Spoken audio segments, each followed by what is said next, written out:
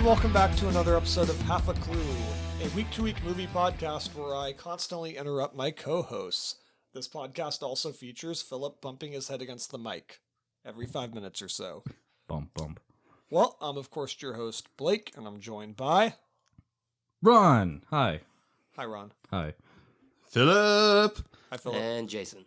Vroom, vroom. Jason. World Cup stuff is leading up. That's going to happen at some point. I don't know when that's happening. Hopefully exactly. Korea makes top 16. 대한민국! I don't do sports. Go Korea. Anyways, I don't know why that's relevant. It's so relevant to this right now. There's so much happening. Yeah. On this week's podcast, we will be talking about the first and last films chronologically on the glorious and omnipotent Fast and Furious franchise. Vroom, vroom.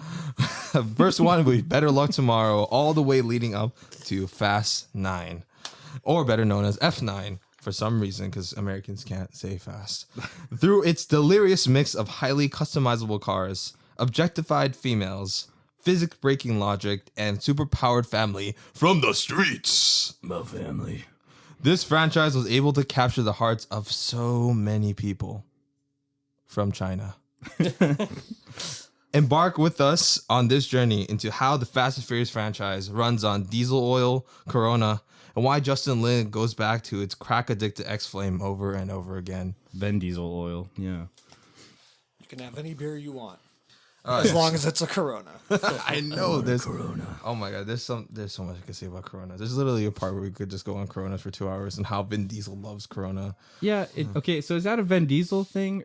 That has to be, right? No, Like, that is It's not a sponsorship literally thing. in I think they Furious. just established it in the first movie, like he likes Corona, and the only- like They just everything in these movies, they It's amped the- it up to 11. It's the only beer that anybody in this universe drinks. in what's called what's called is it called Fury? Is it called Furious 7? Right, that's the name of the seventh one. Yeah. Furious 7. When he meets Mr. Nobody, and Mr. Nobody has all this craft beer and delicious kegs, and then he's like, "I'm more of a Corona guy myself," and he literally There's gets a out fucking a bucket Ice of Corona. bucket of Corona. Oh gosh, man, no taste.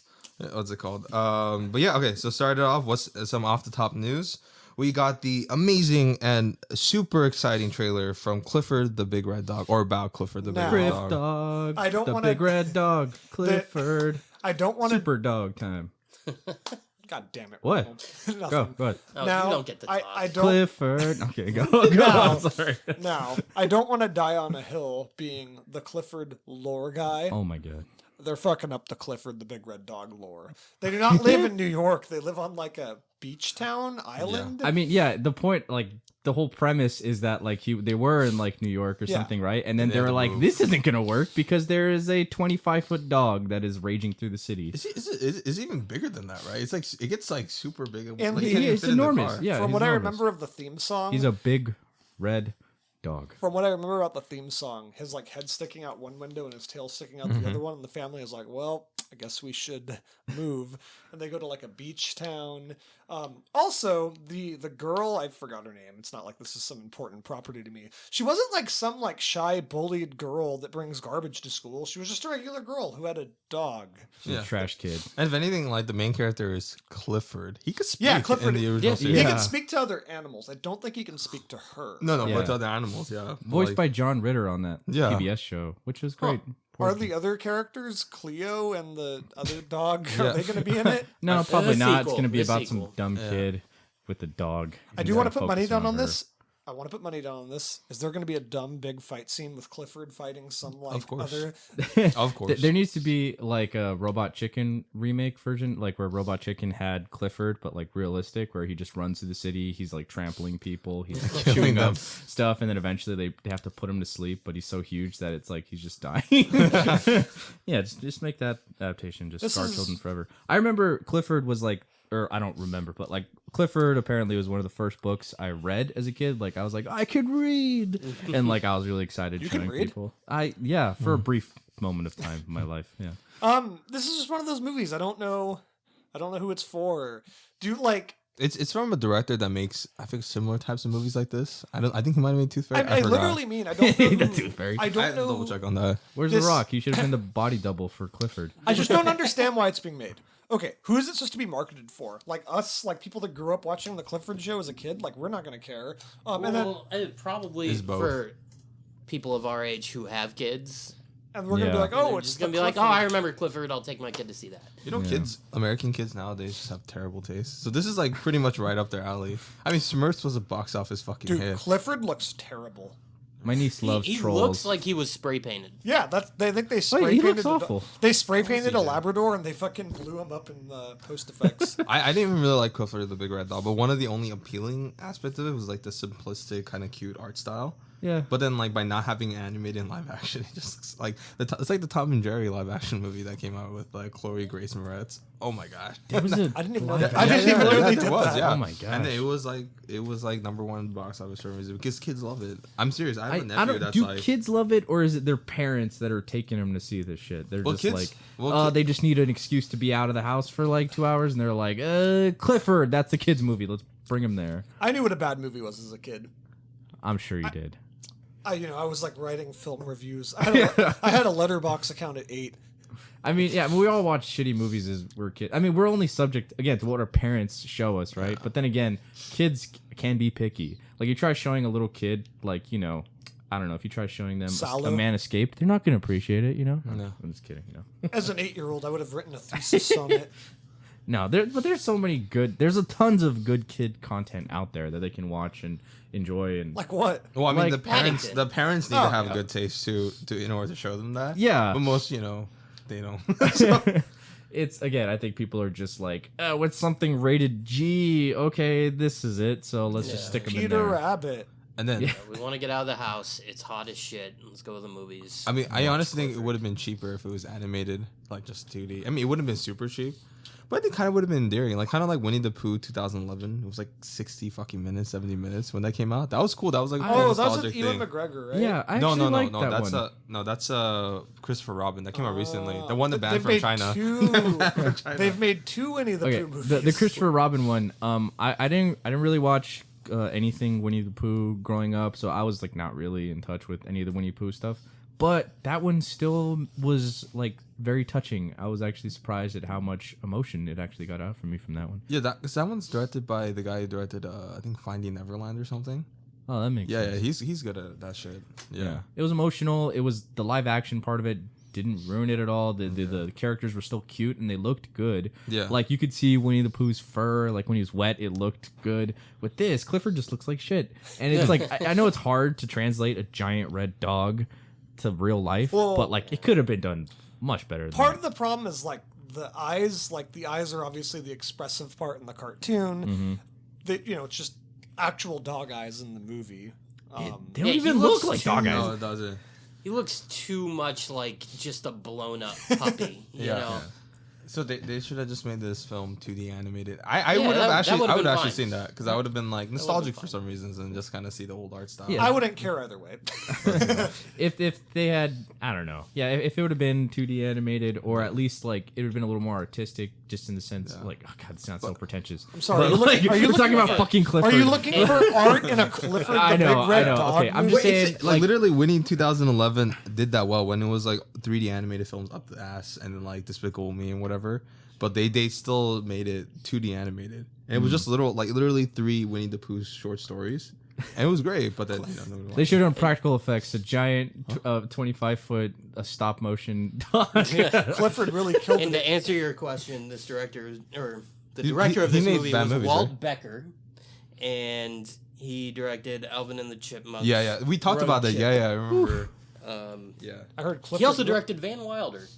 What the fuck? I heard Clifford really killed it at Cannes Film Fest this year. They had them raving. I really think that they need to have Clifford fight Godzilla and then get the key to the city. No, I think that would be the best Too spot small. for this movie. If they made Yeah. Clifford like 500 feet tall, then yeah, I would like to see that. Fight scene, probably. Yeah, or it's actually because it's just young Clifford. In about 50 years, he'll be the size of Kong, and then he can take on both of them. Can we So get a the Logan sequel? style Clifford movie? Yeah, Oh god, he's gonna be introduced to the MonsterVerse. Logan style Clifford movie of an elderly Clifford just barely hanging on. He like can't get up. His joints are all fucked. Oh no. He's shitting all over the place. Gets diarrhea. You know, like when you have a puppy and they just get those little worm shits all over the place. Oh, Jesus. But they're the size of like a fucking bed. Just like. And you have George shoot him in the back of the head. Oh my god. What's it called? He gets bitten I do by, not like, a condone coyote. shooting dogs in the back of the head. There's much peaceful ways to go out. Please don't shoot your dogs in the back of the head. Yeah, that's Texans. For I'm those just of you kidding. who don't I'm just know. kidding. yeah. Let's go. Okay, so next topic is there's a new trailer coming out for the anime adaptation of the acclaimed manga Chainsaw Man. Have you guys seen it, and have you guys read the Chainsaw Man manga? I've not read the manga, but I've heard the buzz. I've seen like some of the artwork and everything, and it looks sick. I'm really excited for that. And the trailer looks awesome. Mappa, who did Oh yeah, Jujutsu Kaisen. yeah, Jujutsu Kaisen, which is probably, I don't know. Last year was a really good year for anime, but I didn't watch that much. But Yeah. just watching Jujutsu Kaisen and the last season of Attack on Titan, I'm very psyched for this. And the trailer didn't really disappoint at all. And I'm like so glad that they didn't use CGI for any of the fights, which is Yeah. great. Which is great because I mean I heard that's what they did. For context, for people who's never seen Attack on Titan, season 1 to 3 were used to hand drawn, Titan fights, Titan versus Titan. But they decided because there's so many Titan fights and also Mappa has like a lot of projects, they decided to just use CGI for the Titan fights, and it was to mixed results. It wasn't bad. I know some people shit on it. Some people sent death threats to that. That's animation so studio. dumb. Don't do that. Did you see they released a photo of like one of the directors of Attack on Titan, and he's got like bags under his yeah. eyes, like purple like eyes. The dude has not slept. Yeah, he And probably read the last chapter of Attack on Titan. He's like, "Oh fuck!" he just starts crying.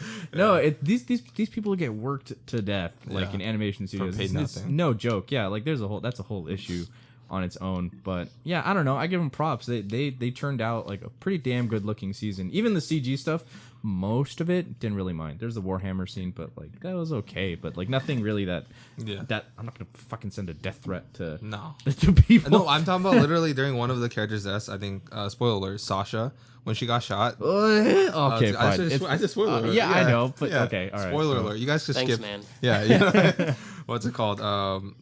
I don't want to say whether she dies or not. You always find out. But literally during that scene, like they played like I thought the music was fine, but because the fans were like, "Oh, this music just like absolute shit. You chose the wrong fucking music." They sent death threats to Mappa, to every single animator. Somehow they found all the animators, to the director, and then it was bad. I was like, oh, I hate fans. I hate Attack on Titan fans are the worst.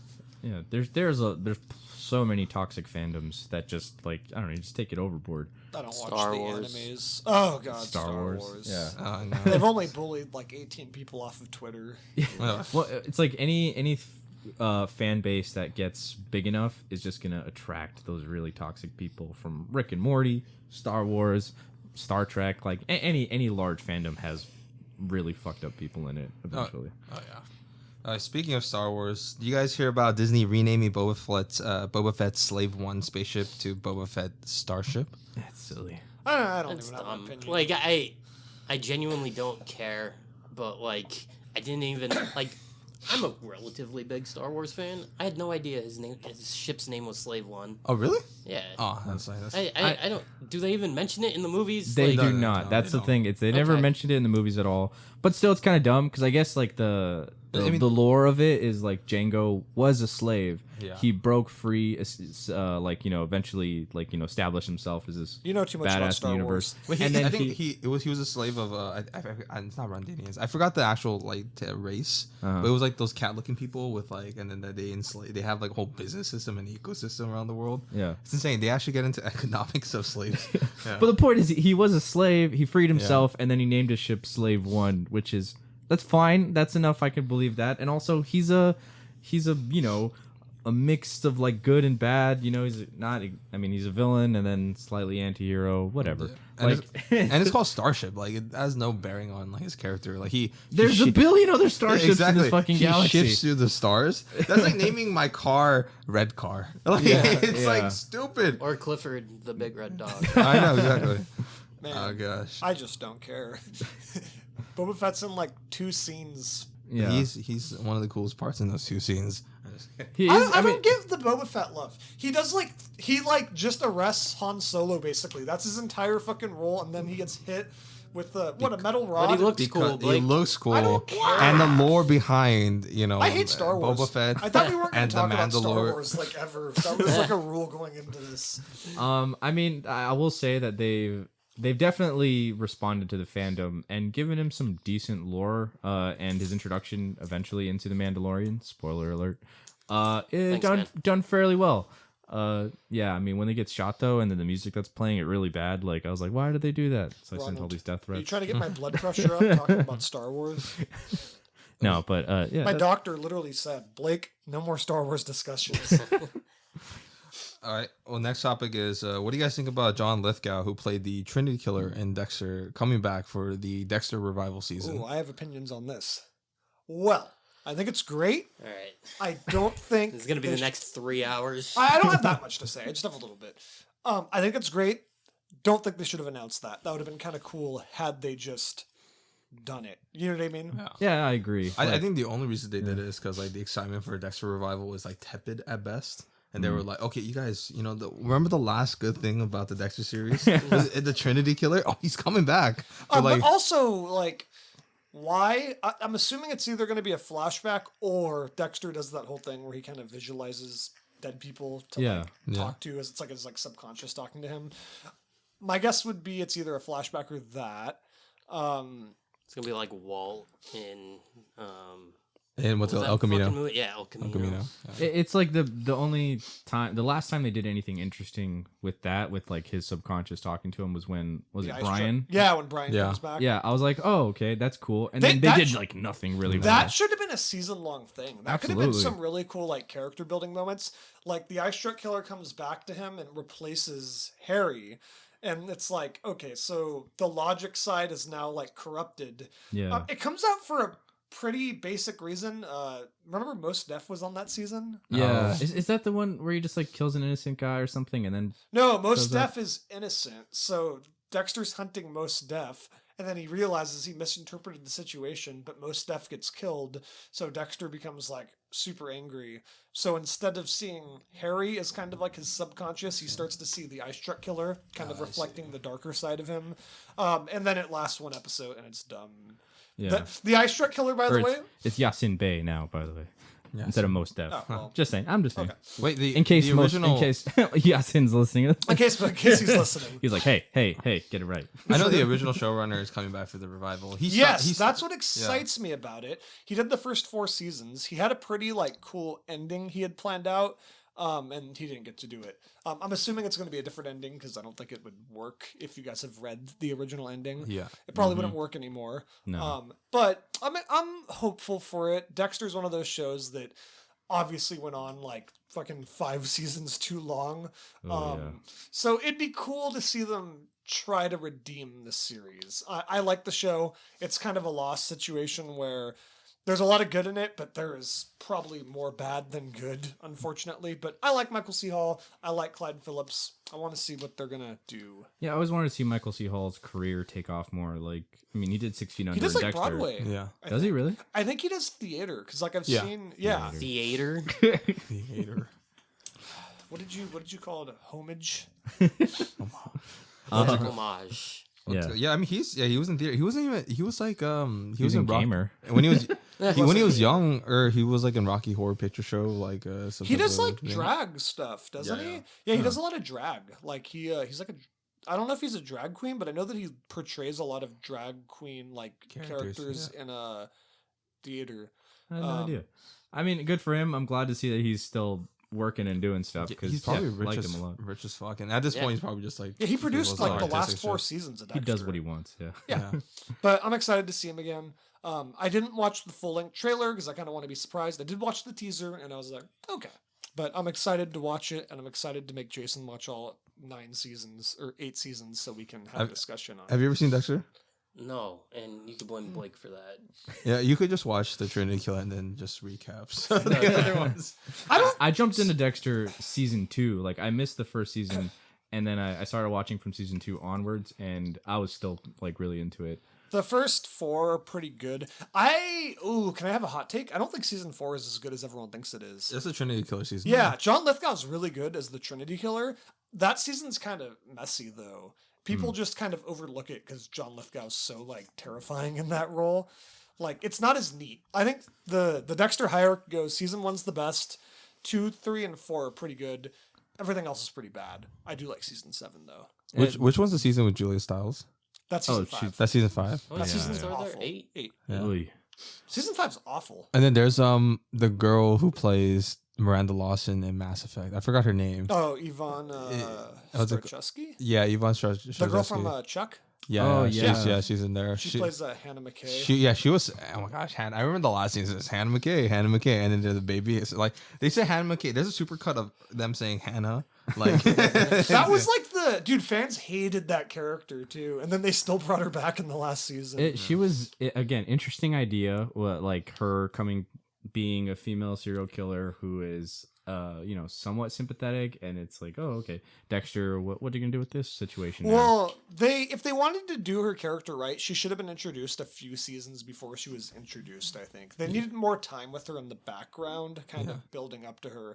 Instead, there's just like she's introduced in season 7, and then in the second half gets a lot of screen time, and then it's just like I don't know, it's all too much at once. I think it could have worked, but they were just thinking out of their ass. dude, the last like 4 seasons of that show are like all just half-baked ideas. Some work, some All right, we don't. move on from Dexter. yeah. I'm done talking about Dexter. Okay. So now I just to speed through the last ones. Amazon buys exclusive streaming rights to Evangelion 3.0 plus 1.0 with the Thrice Upon the World.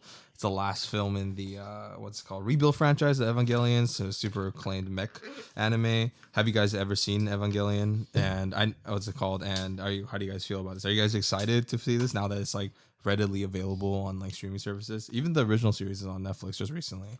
I'd be down to watch it. I've not seen it, but I've heard of it.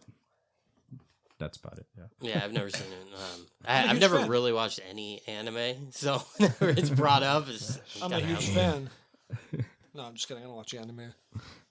What about you, Miles? You seem like your face is contorting with excitement. Okay, well, I don't know. I don't know what to think about it. I watched the original Evangelion series, and I enjoyed it at the time. But I don't know. Sometimes rebooting properties isn't always something that I'm excited about. Yeah. Sometimes they just don't work. Yeah. And, it could be good, could be bad. Don't know yet. Have you seen the other 3 films before then? No, I have not. Yeah, it's it's weird. I don't want to get into it, but it could go for hours. Yeah, it has a very complex story. So Yeah. I don't think that I could even jump into this movie and watch it without seeing the other ones. But if you want to watch good anime, watch Sword Art Online Abridged. Oh my gosh, no. You No, lost Abridged. all credibility. Sword Art Online, get the fuck out of here. Abridged. No. The Abridged series on YouTube. Watch that. No. It is No. 10 times better than Sword Art Online. I know Sword Art 10 Online. times better than shit is just 10 times bigger shit. You know? They literally corrected everything wrong about the series. So I you mean swear to the you. entire series? Yes. No. So the only way to correct it is to erase it from existence. You know what I mean? I'm sorry. Okay, so viewers, we have just currently lost Miles. It is very good. Go watch it. Something Witty Entertainment on YouTube, I think, does it. So it's very good. Go watch it. I'd say watch another anime. Best anime. Yeah. Watch anything else. It's called. Okay, and the last couple topics. Last of Us HBO TV series cast Nico Parker as Joel's daughter. Have you guys played the game at all, or are you guys excited for this adaptation? I'm wary of it. I'll definitely watch it. I'm a big fan of the games. I even like the second game. A lot of people fucking hate that game, but I really like it. I just feel like the story was told so perfectly. Yeah. And I'm just like, why do you need to do this? I guess for like the non-gamers or whatever. Yeah, okay, fair enough. But I'm definitely intrigued by it, and I'm looking forward to seeing it, whether I hate it or love it. Are you familiar with the story at all, Blake? I know nothing. You know nothing? Okay, I think that's good. Probably that's good. I mean, it's gonna be helmed by both the Neil Druckmann, the original guy. He's lost a lot of favor with me lately. And the guy who did Chernobyl, Craig Mazin or something, right? Yeah, That's interesting. Yeah, I know So the I premise. fucking love Chernobyl. So I think it's probably in good hands. But still, Yeah, it also depends on the budget, right? I mean, I'm assuming it's a high budget, right? For yeah, it's an HBO show. I'm sure it'll look fun. It Yeah. seems like it would really need a high budget too. Yeah. I mean, just on the effects, like I mean, if they have like, hopefully they do like prosthetics with the Yeah, for the mushroom head cordyceps people. zombies and stuff. Yeah, Yeah. There was a movie recently. I think it's pronounced Gaia. I saw a trailer for it, and they just ripped clickers straight out of. that's about It looks just like clickers. I mean, it looks fine, but it's just like you're completely copying The Last of Us here. It was weird. I didn't watch it. I heard it's shit, but I saw a trailer for it. Oh, damn, that's a bummer. Yeah. Last topic before we move on, and this is one where I'm sorry, but I kind of forced it upon it. Is Many Saints in Newark, a Sopranos story. The trailer just came out, and it's chronicles the life of Tony Soprano before ascended the DeMio crime family, and also during the 1963 Newark. So it's like a racial commentary, racial riot. A movie mixed in with like kind of a Tony Soprano origin movie / Dicky Moltisanti's, which is weird. I love The Sopranos. I like David Chase, so I'm kind of curious. What is your familiarity with the Soprano series, and what do you guys think of the trailer? I've never seen a Tony Soprano movie in my life. I've never watched it. I've never seen The Sopranos. Yeah, I've always wanted to watch it. I've never gotten around to it. It's a good opportunity now. Yeah. I Maybe think- after Mad Men, I'll. I would say this counts as a Remember good that. excuse just to watch The Sopranos. Yeah. Because I've only seen like the first It episode. was at my house. And we had San Biagio's pizza actually. And then we had a I was calzone. gonna watch The Sopranos. Gonna sit down all day. No, I don't know. I just never. I mean, it looks always interesting. I know it's one of the most acclaimed TV shows ever. But yeah, I know. I just never really Started got around to the it. golden age of television, pretty much. Yeah. Yeah. So I hear. What about you, Miles? Have you seen any Sopranos? No, I've never watched The Sopranos. I thought about it several times. I just have never gotten around to watching it. It's on my watch list, definitely. But at this point, I'm just rewatching Stargate. So I know the theme song, and the theme song's like always been really badass. Yeah. What about you, Blake? What are your familiarity? I know you haven't seen it, but like Zero. just zero. So you don't No, know. it's a crime show. So do you know like I know the ending. I know that the much. ending. I also know the ending. My yeah. God, Everybody knows the ending. Which is watched- kind of a deterrent. I've me. watched no. I actually, in retrospect, because I've seen the show like 3 times. First time as a kid, because my uncle, who was a huge Sopranos fan, like I would go to his house like on Sundays or something, or whenever the Sopranos comes, and he would just play it, but he wouldn't give a fuck. He's probably helped shaped a lot of my movie interest as a kid. Sit down, baby Philip. We're gonna watch The Sopranos, so you're gonna like it, boy. I know. But I remember he when the series finale happened, he was like, what's happening, right? And he like turned the TV on, turned off, it's like just like, and then checking his cables, and then because it goes on for a long time, right? The black. Yeah, and then Spoilers for eventually, anyone, like, sorry. he hits his DVR and like really hard. I mean, it didn't quite break, but like it has a dent into it. And it's all because of the Sopranos finale.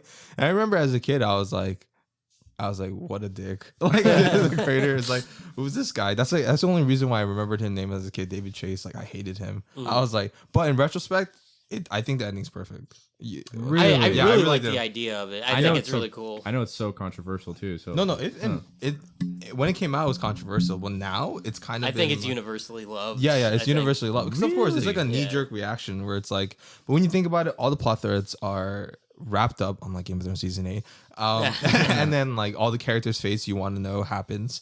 All the characters get fully developed, and also the last scene kind of does embody what's called one of the biggest fears and conflicts of the show, which is whether the constant danger like anybody in the mob faces.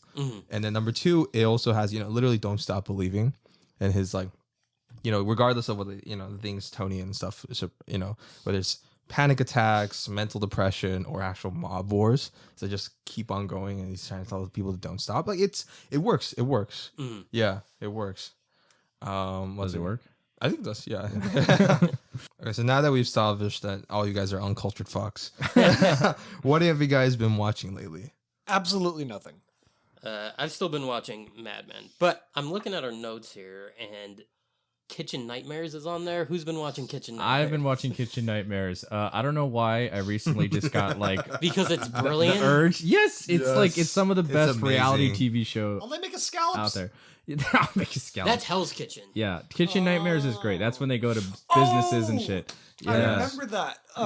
Back in like fucking 07 though. I don't think I've watched it since like middle school. Yeah, it's very compelling television because it's so real. These people are dealing with restaurants that are like going out of business and dying, their livelihood, and then they're just trying to salvage it, and they're all just have their heads up their asses. And then Gordon Ramsay's the perfect guy to just be like, "Oh, this doesn't work," and then like just yell at them for an hour. Yeah, I do have a story about Kitchen Nightmares. One of my sister's teachers in high school, her family's restaurant was on that show. And literally, they hated this teacher so much that they all got together and had a watch party for the episode of Kitchen Nightmares to just laugh at her and her family because they What's her hated name? her so much. I can't Yeah, remember. what episode I'm is joking. this? Yeah. I want to see it. I want to Yeah. see it. Did you say piss off? or Do you, anything? I remember- know- What? Tell us the episode after I want. Yeah, I'll figure out the episode after. And usually they're really good. I mean, I was watching the episode where the owner was stealing tips from the waitresses. Yeah, like the waiters are like, "Yeah, we don't get tips," and Gordon's like, "What the fuck?"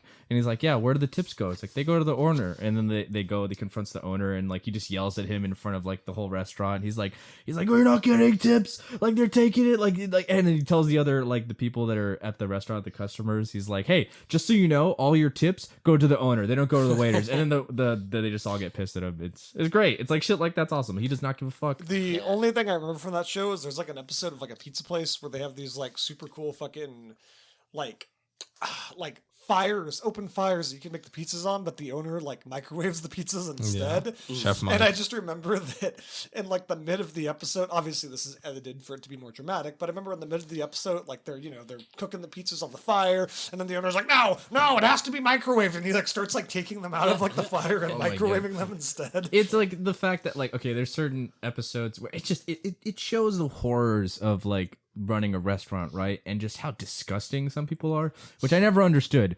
It's like it has to be timed where he goes and does like the raids where he goes in and finds all the nasty shit. It has to be a time when they're not expecting it, because how do you not clean knowing that a television crew and Gordon fucking Ramsay is coming to your restaurant Exactly. to dig through everything, and he pulls out, it's like, how old is this cream cheese? And they're like, that was 3 there. years. Yeah, like when we opened, it was still there. I don't know.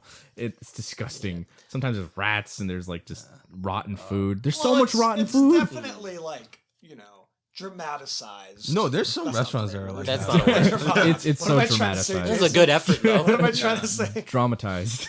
It's obviously dramatized. Dramatized. They do so much dramatizing in this show, but it's worth it though. You can tell when they edit certain things, or when like someone says something, but the camera's not looking at their lips. Fucking donkey. Yeah.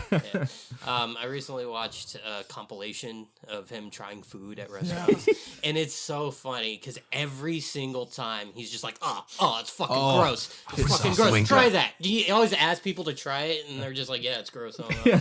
That's why you're here, buddy. Like, I feel bad usually for like the chefs that either one, they don't want to be making the shitty food, they have to because the restaurant owner's an ass and doesn't let them do what they want, or they make it and they're totally confident in their food and they're like, this is the best shit, he's gonna love this shit, and then they eat it and then he's like, what the fuck is this, and then they just get pissed and then off. They're like, no, very fuck you. occasionally there is one chef or one cook who's actually really good, and Yeah. Gordon's like, "This is delicious, good job." And then that guy's always ends with the owner, like, Yeah, it's Because great it's television. dramatized. it's so dramatized. Better But than it works. Lost. It works.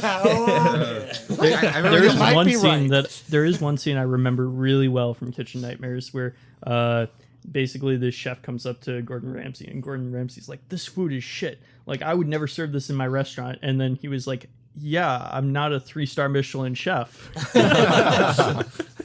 That's fucking hilarious. Yeah. I mean, that's You fair. got a point. Usually they're like in small towns in like the middle of Iowa, and then the one that I was watching too was like they had a tropical theme in like this town in like nowhere, New Jersey, and it's like, why is there a tropical theme here? Why not? It's fine. And that's the part where it That's gets stupid. into like the real drama I like is because the owner just wanted to make like a tropical restaurant. Like she's like, I just always wanted to bring the tropics to We here, went to but a it's tropical restaurant in Davis a couple weeks ago. Yeah. I was with it. but it worked makes no because they sense. made good food. And this one, they're like, these people don't know how to make good tropical food. So he's like, we're making sliders, we're making burgers, and whatever. He's like, do what you know, you know. Yeah, I remember this. The only thing I remember from like as a kid, like watching Kitchen Nightmares, is like when you mentioned the chefs. But I think the chef, like, he knew it was bad, but he was just like, fuck it, fuck you to Ramsay. He was like the pizza guy, and he like ate this pizza, and he's like, Gordon Ramsay's like, this is cardboard. This is just like a giant bread loaf with some cheese on it, no sauce. Where's the sauce? And he's like, it's amazing. And you see him just eat it, go, oh yeah, oh it's so good, oh it's so good. And then like the other chefs are like, no, and then they make it their own. And he gets pissed, and he walks out the restaurant. He like picks apart the food, and it looks like disgusting. He's like, what is this? Looks like a Is that the diaper. same pizza episode I was talking about? I think it might be because it's like, and it's like, I think it might be. It's like There's a lot of pizza on this show. there is. This was like an early episode. Maybe not. I don't know because it's just like, and then but that's the thing with like old chefs that they're so set in their ways. Yeah. That when you try to check, I think that's my favorite moments when you have old chefs and Gordon Ramsay is coming in and trying to be this new tidal wave of change, and they're like, no, and stick to their guns. They resist change so much, even though their restaurant's fucking failing. Oh my gosh. They're like, there's nobody coming in. You have to do something different. And they're like, no. All right, let's move on to our first film. Justin Lin's feature, not technically features, his sophomore film, his feature debut, Shopping for Fangs, with starring John Cho. But his sophomore film, after graduating from UCLA, Better Luck Tomorrow, which retroactively was added into the Fast and Furious franchise once Justin Lin Makes is no there. fucking sense. I was gonna say. I love it. This It is- just It adds to makes the a lot. ridiculousness of okay. that franchise. I'm sorry. I have to make this clear. This is not a fucking Fast and Furious movie. Oh, And in no? fact, No? Being connected to it hurts it, if anything. Yeah. Whoa. I don't think it hurts it. No. This is so much better than the Fast and Furious movies, though. It's the best Fast and Furious movie out It's there. just like, okay, so I should say I watched Better Luck Tomorrow, Tokyo Drift, because that's Justin Lin's first Fast and Furious movie, and then I watched F9, and it's just like, it's so bonkers to see just how ridiculous it is. Han is just some high school punk, you know, he's like smoking and he's just chilling, and they're like stealing like cheat sheets and shit. Yeah. And then now he's a fucking like a sniper. He's got like an assault rifle and he's shooting Yeah. people. He's somehow like a combatant. It's like, what the fuck? I just love. I love that Han from Better Luck Tomorrow. Okay, wait. Brief synopsis of this movie. Let's just get into it before we get into. Go watch it, okay? Yes. Go watch Better Luck Tomorrow, please. It's really good, If yeah. you're thinking about watching any of the Fast and Furious movies, watch this one. The one that's not a Fast and Furious movie. All right, so Better Luck Tomorrow is about a group of Asian overachievers who, in the midst of their last couple of years of high school and also and college application period, get in try to test their overachiever status and the leniency that they give as a model minority youth. And our main character, Ben Mannybag, is the biggest embodiment of this. And he works with Virgil, his best friend since 4th grade, Han, who later comes to become known as Han Solo, for some reason, and He Derek. may as Really? well Is he- be a Han Solo. Is he really? His name's Han Solo? Or- You didn't know? Yeah, it's Han Solo, like SEOUL, like the capital of Korea, and it's Han Solo, but it's supposed to be Han Lu, so it's weird. And Derek Liu, who's like this kind of senior class valedictorian, tall, good-looking dude, and they all work together and they kind of do scams and schemes together. But as this kind of escalates, it puts them into dark, new, violent territories. So overall, watching this film and watching all your Fast and Furious, content, how do you guys see this, and what are you guys' opinions on Can this? I offer an alternative description of this movie? Okay, go. I would just say it's a movie about an overachiever that has no passion in life except for his future, that decides to start committing crimes strictly out of boredom. That's kind of how I saw this movie, and that's I feel like boredom and maybe some horniness. Because he Oh, likes yeah. that girl and he's like, I don't know. It's just like this. I don't know. Sorry, that's my description. But So, okay. I enjoyed watching this movie. I was entertained by it for the most part. I thought it was pretty funny. I liked all the performances. I think everyone was great in it. But I don't think I like it as much as you guys. It felt a little disjointed to me.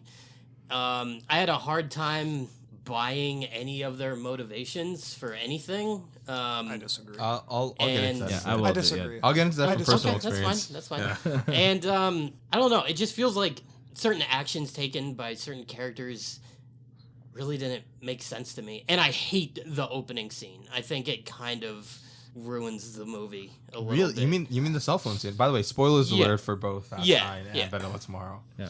Well, let's get into spoilers in a little bit, but yeah, okay. I really liked Better Luck Tomorrow. I found like their suburban life of like just trying to go to school and whatever, and then like just like getting into this kind of this crime and everything. It just felt like I could totally see that happening personally. So I think it's the opposite of Jason's opinion.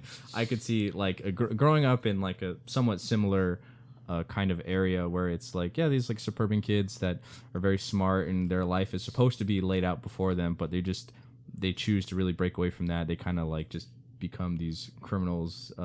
It felt very real and like very plausible to me. I really, really, really like this movie. I think it has a couple issues. That being said, it's obviously made on a budget of $250,000, so a little excusable. I think it's got a couple pacing issues, but they weren't too bad that it broke the movie for me.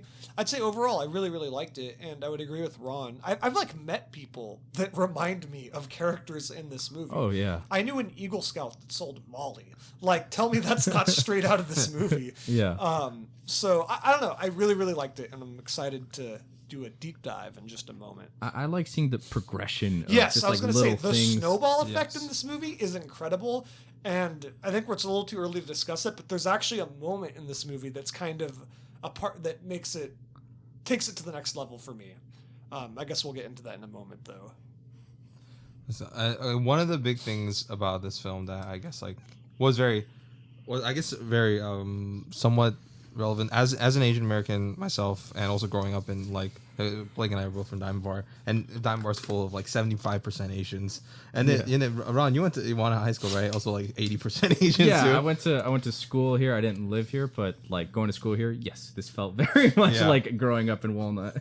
And then one of the big things about this film is there's a search of identity amidst societal expectations, particularly for the Asian youth, is that we have this minority pressure, and it's constantly Asian parents are pressuring their kids to get good these grades. good grades. What's it called? Get into good colleges. Get into good colleges. 2 hours of sleep a day. Make sure you do 900 activities. What's it called? Forget your friends. And stuff like that, and also do 2 sports on the same time. On top of that, taking 4 or 5 AP classes, and on top of that, make sure you do 12-15 hours of community service, and on Yeah. top of that, make sure you join your academic decathlon. Yeah, all it's these insane. clubs and He everything. brings yeah. that up. He's just like, I'm not even gonna have any time for my clubs. Like, Yeah, he's like doing coke to he's not doing homework until 1 a.m. and it's I know people who did drugs just to be able to get all their studying and homework in and stuff, and then that becomes a whole thing. If you think that prescription drug abuse doesn't exist in these good schools, you're ridiculous. That's where yeah. it fucking happens a lot. Yeah. I was like, yeah, and it's it's this thing. They're constantly shopping for new identities once afforded, and I what's it called? It's when Ben, right, when he's right now, his identity was just model student, model employee of the month. Justin Lin's name was actually on I think for saw that, February yeah. and stuff, which is great. And once he got a new opportunity from Derek as the identity of kind of a criminal or thief, for him that's kind of refreshing. He kind of shopped that, he took that, but he's still trying to look for it, right? Or yeah, next he thing was you know- already doing that before. He was Derek, pulling, you know, scams. he Yeah, was doing robbing small Walmart. small He scams was- and Well, it was stuff, right? Yeah. $450. Yeah, but that then it's they the stole. next level shit, Okay, right? In but terms he of, was pulling I don't scams. see that as an escalation, though. I don't see him, doing a scam on Walmart for $450 and then doing a cheat sheet for $50. And he's a little more wary about the Well, okay, cheat for sheet for than he is Asians, about. cheat sheet is death. Okay. Yeah, it is. Well- It is for us. It's you do cheat sheets. It's shame on your family type of shit. And it's also if you get caught, affects your thing or whatever. But if it's credit card $450, or at least at the time, because I've actually done something similar. But it's it's Maybe you just shouldn't announce your crimes. yeah, it's fine. You can't take me in jail for a crime 10 years ago. It's a slap on the wrist at most. I think, but there is like a thing where he's already kind of pulling scams for like thrills. He even says that. He's like, it's not really about the money. It's just Yeah. kind of about the feeling. He's pulling scams. Those are kind of for fun. I think once what Derek introduces him to is organized crime. They kind of start their own gang. Yeah. Like it's Derek takes them to the next level in the sense that they really organize. Yeah. I think again that progression like where they're starting off just like selling cheat sheets and shit, and then I don't know. Can we get into spoilers now? Yeah. Okay. Spoiler tech. Here goes. But once it progresses to murder, that was like it felt like the tension had been building. Something was definitely going to happen. I think the skinny kid's name, I forget his name. Virgil. The best character in the movie, by the way. I really liked Virgil's Yeah. character. This kid is like he falls into this lifestyle so fast and so hard, and he's just pulling a gun. He just has a gun now. Suddenly everyone's like intimidated by him. He's a little crazy. He's unhinged, and then you think he's the one that's gonna do some shit. I was gonna say the whole movie. I thought, oh man, Virgil's gonna fuck this up.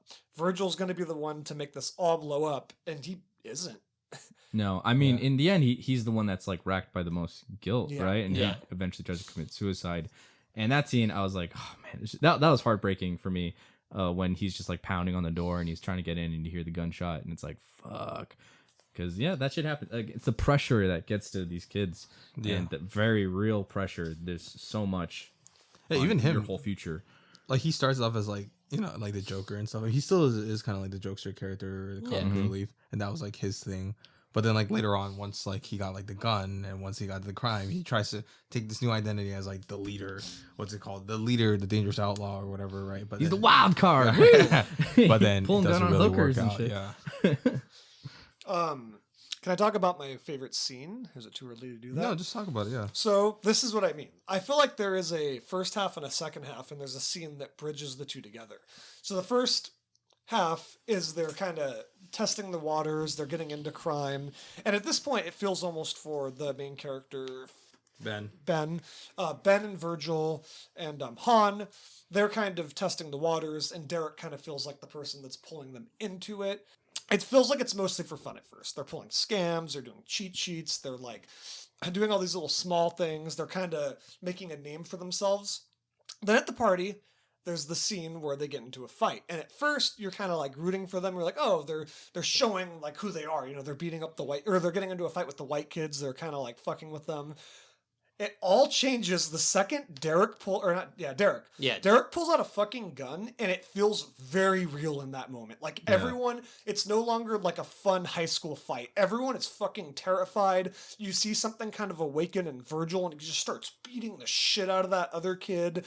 And then you kind of see Ben has a moment of like, oh fuck, this is real now. And Virgil's like, come on, get in on this. Like, you're in this with us. Do it. And then immediately after, as they're driving back, there's like this scene where like Ben is just silent, Derek is just silent, Han is just silent, Virgil's going on and on about how powerful he feels, and then immediately after just starts crying, kind of realizing like the line he's crossed. One thing I didn't like about that scene when they were driving away was how, like, they were right next to a bunch of, like, actual gangsters, like, Oh yeah. like showing them guns and like kind of talking shit, and they're just like, what the fuck is going on here? I mean, I guess it makes sense. It's trying to imply that they're not who they think they are in that moment, like those guys in the car next to them. But it's just like, why did that happen in that moment? Well, I mean, Why? there's a lot of unsaid dialogue purposely from like Ben's point of view. Yeah. And then like there might have been stuff said. What's it called? And because like Were they just- from the party, or like were they just No, a no. random car that like happened upon them? It's No, like, I just we think might it's kill random. them. No, I think it's a random car that just like happened to go by. Just real Asian gangsters just rolling Yeah. next to them and then pulling out like a fucking Uzi. Yeah, it was like Mac 10. Yeah. It's like, oh yeah, you got a little gun. That's cool. You think you're cute. And then these like real life gangsters just like drive by. Which I feel like they could have done so much more like that in Tokyo Drift. Then watching Tokyo Drift, it's like there's a similar situation where Han is again playing gangster. And then DK is also like a gangster guy, but he's not like a real because his uncle's a Yakuza and he's like trying to pretend to be this like badass, but man, does that go nowhere. Like that's like the Yeah. most like fucking And like, it's like, I guess if you do look at it this way, the Honda character is like, it's somewhat tragic. He never got out of his character trappings, which was like scams, the schemes and stuff like that, and he just actually became that, but heightened to Fast and Furious levels. yeah. Oh, now he's a rogue. He's shooting Oh, we'll get people. into that. Let's not do deep dive. We'll Has do no this. remorse for anything. He's just living his life. Do you guys agree with my point? So no, okay. I think that's That's a like the solid real- point. Yeah, Yeah. that's definitely a turning point for sure. That's a great scene. I just really, really liked it. I was like, oh fuck, now it's real. And I think that's also the moment where like kind of Derek reveals who he really is too. Yeah. Because Derek's an interesting character in the sense that he's kind of introduced as a rival, becomes their ally, even though they're never quite cool with him, and then kind of reveals his true self in the last scene. Yeah, I couldn't. I was going back and forth on him. Yeah. Lot. Like, do I like him? Do I not? Like, because at a certain point, there's like stretches of time where it's just like, okay, he's one of the guys. He's cool. Like, and then he'll take a turn, and I'm like, I don't like this. This movie almost feels like Asian high schooler Scorsese movie. Did you guys get that vibe at all? Yeah, Justin was a huge fan of Martin Scorsese. Especially the ending. That feels like a very Scorsese ending, like where they're all taking their class photos, and it's just Yeah. they're all kind of ending up where they're going to end up, and they're all. I think the ending to this movie is really everyone revealing their true nature. They all kind of, with what happens, obviously, they all show who they truly are and how they deal with that, which I thought was really well done. I did not know that John Cho was in this movie. I did so not when he know that pulls up going on the into it. motorbike, I was like, "Hey, it's John Cho! What's up?" I didn't know man?" that either. I It's a fucking young, love John Cho. fresh-faced John.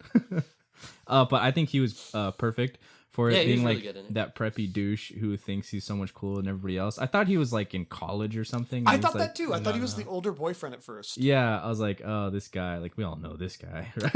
Yeah, I also thought Han was older. I thought he was Yeah, like me too. just a couple years, maybe 19 or 20. But no, he was in high school. But yeah, Sorry I think, to cut you off. I think them being seniors, dealing with all that pressure, and then just like really breaking from it, I don't know, worked really well. Yeah, I think Han being in college and stuff, like it makes sense. Like honestly, like he does give off like the older vibe and everything. Yeah, like Yeah. he's the one Maybe- who drives them around. He buys their He bought alcohol. their beer, and that was one of the funniest moments in the movie. Like he's Yeah. trying to buy Holding up beer, the and he money. shows him the ID, and it's like a black guy, and the guy's like, and then he just like pulls out a wad of cash, and they got the beer. I thought that was funny. Yeah, I know that. And that's like, what's going? We'll get into like kind of like his technical aspects. I think that's like a really good way of like. I like Justin where he uses a lot of like just visual storytelling and just like lack of dialogue to kind of explore certain scenes or communicate certain ideas. Like like if it was like. Let's just say Superbad, McLovin, right? Just like he was like, they go into whole dialogue expedite, like Odyssey of like why or like why to get the beer and stuff. And this one is just like shot of ID, it's like a reaction shot of the what's called the clerk, cashier, the yeah. cashier, the reaction shot of Sung Kang Sung, and then And then he pulls out the boom, money. Yeah, And well, that's like it in was like perfect. 4 It was, shots. it was quick, and it was got the point across, and it was funny. Yeah, what happened, Justin? What there happened? Are, there are a Justin few as a whole. times. There are a few times in this movie where I feel like he's trying to do similar things, and it doesn't really work. Oh, Like and then that which they're- one? When they're in the CD store Yeah. and they're looking at like music to hump to, and it just felt awkward. They were like staring at each other, and like it was weird. I wasn't sure what that shot was trying to portray. Are you talking about when Ben and Stephanie? Yeah, Yeah. No, It- I like can I see remember that. I was watching it and I was like, I was watching it with my friend and I was like, what the fuck was that? And he's like, I don't know, it was weird.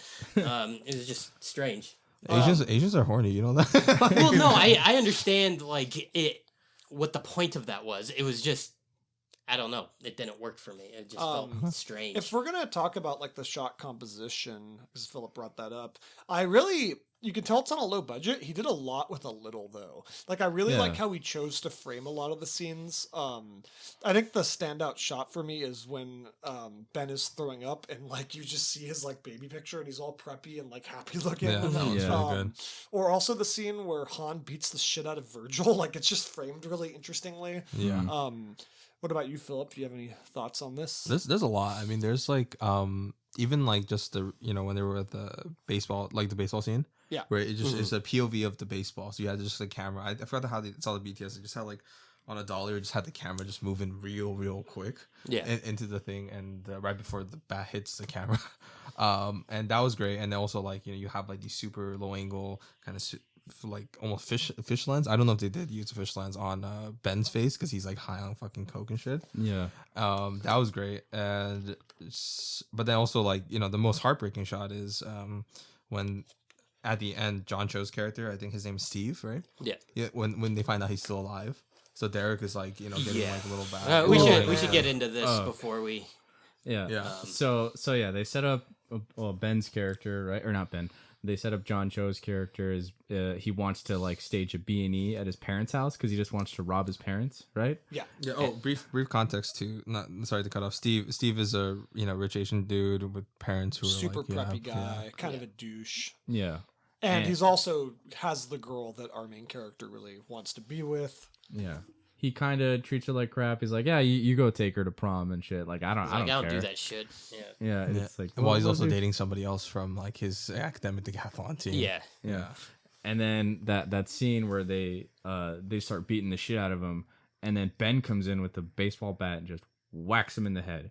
And that was probably my favorite scene, just in terms of how it was shot too. As the camera just stays on like a wide of them, like now dealing with him dying, or they think he's dead, but like they're all like holding him, they're standing over him. Oh man. Ben comes to the realization of what he's done. They're not just like, he hits him at first and then he hits him again and again, and it's like, oh shit. Oh man, dude, the scene where he's still alive and Derek has to kill him while Virgil holds him down was fucking brutal. Like, Virgil's my favorite character in this movie. That scene where he's like crying and Derek's just like, it's okay, it's almost over, and the okay, it's camera's just fucking revolving that's around one, them, yeah. and it's just Virgil's like hysterical, and Derek's like, it's almost done, and you see John Cho just struggling for his life. That was really brutal. I did not expect this movie to get as emotional as it does. And then from there, I remember just being like, this is a feel-bad movie. And the rest of the movie is just depressing as fuck going from there. Yeah. Again, that shot where he puts the whatever liquid onto the rag, stuffs it into his mouth, and then just holding him. And again, it stays on the wide at first, and then it goes in for that like spinning shot where it's like revolving around them, and you see all of their reactions, and it's just like it's everything's just literally just spinning out of control. They've lost all control and anything kind of like restraint. Now they're dealing with murder. And yeah, I think that led very well. I like the first shot where they hear the cell phone underground. I was like, oh, they found a body? Like, what's this about? And then no, it turns out they buried him. The whole movie, I was trying to figure out who it was going to be. I thought it was either going to be John Cho or Derek. Yeah. The whole movie, I was like, it's going to be one of them, right? Like they're the. It couldn't be Virgil because he's obviously in that scene. Yeah. But I was like, these are the other Han. two. These are the two problems. You know what I mean? Yeah.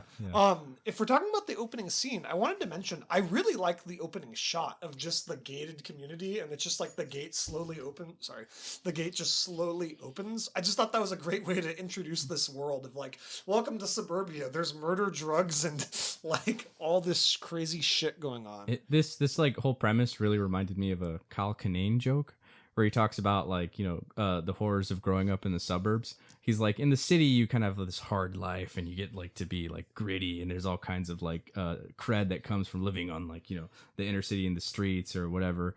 And then he's like, but in the suburbs is a different kind of horror where you're just sitting at like at a Denny's with a friend, or you're just trying to figure out what to do, and you're like, I don't know. I mean, we could go to Denny's. I hear if you keep ordering coffee, they can't really kick you out. Oh my God, I'm 35. Like there's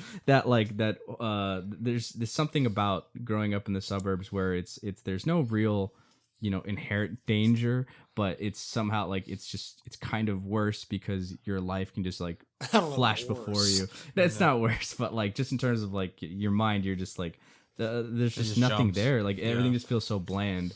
It feels so artificial. So you're saying life sucks no matter what? Yeah, I mean, really, it's what you make it, right? That's really what you gotta take away from this, I suppose. Yeah. Going back to Jason, what he said, what like didn't work, particularly about the opening scene and some of the things you didn't buy the characters doing. What were the things that I'm curious about that. What were the things you didn't buy them doing, and what was wrong? What in the opening scene didn't work for you? I didn't like the opening scene because, like, well, when I first saw it, I liked it. Like I was like, okay, this is a good setup to this movie. Like what's gonna happen? What's gonna bring them here? But they were acting very normal. They weren't acting like they just murdered a person, and they were acting very confused when they heard the cell phone. And then it goes back to that scene near the end, and same thing, and they're still confused about the cell phone ringing. Like, don't you think it's coming from the body you just buried in the backyard? Like, why are you confused by this? I don't know. It No, just felt. I think they panic though because they realize it's not one of their own, and they're both kind of like, "Oh fuck." Yeah, like to press their ear to the ground. So like, oh, okay, it's coming from there. That's not good. I also liked other moments where like they show his fish, his little goldfish, and eventually when it dies, he's just like, oh.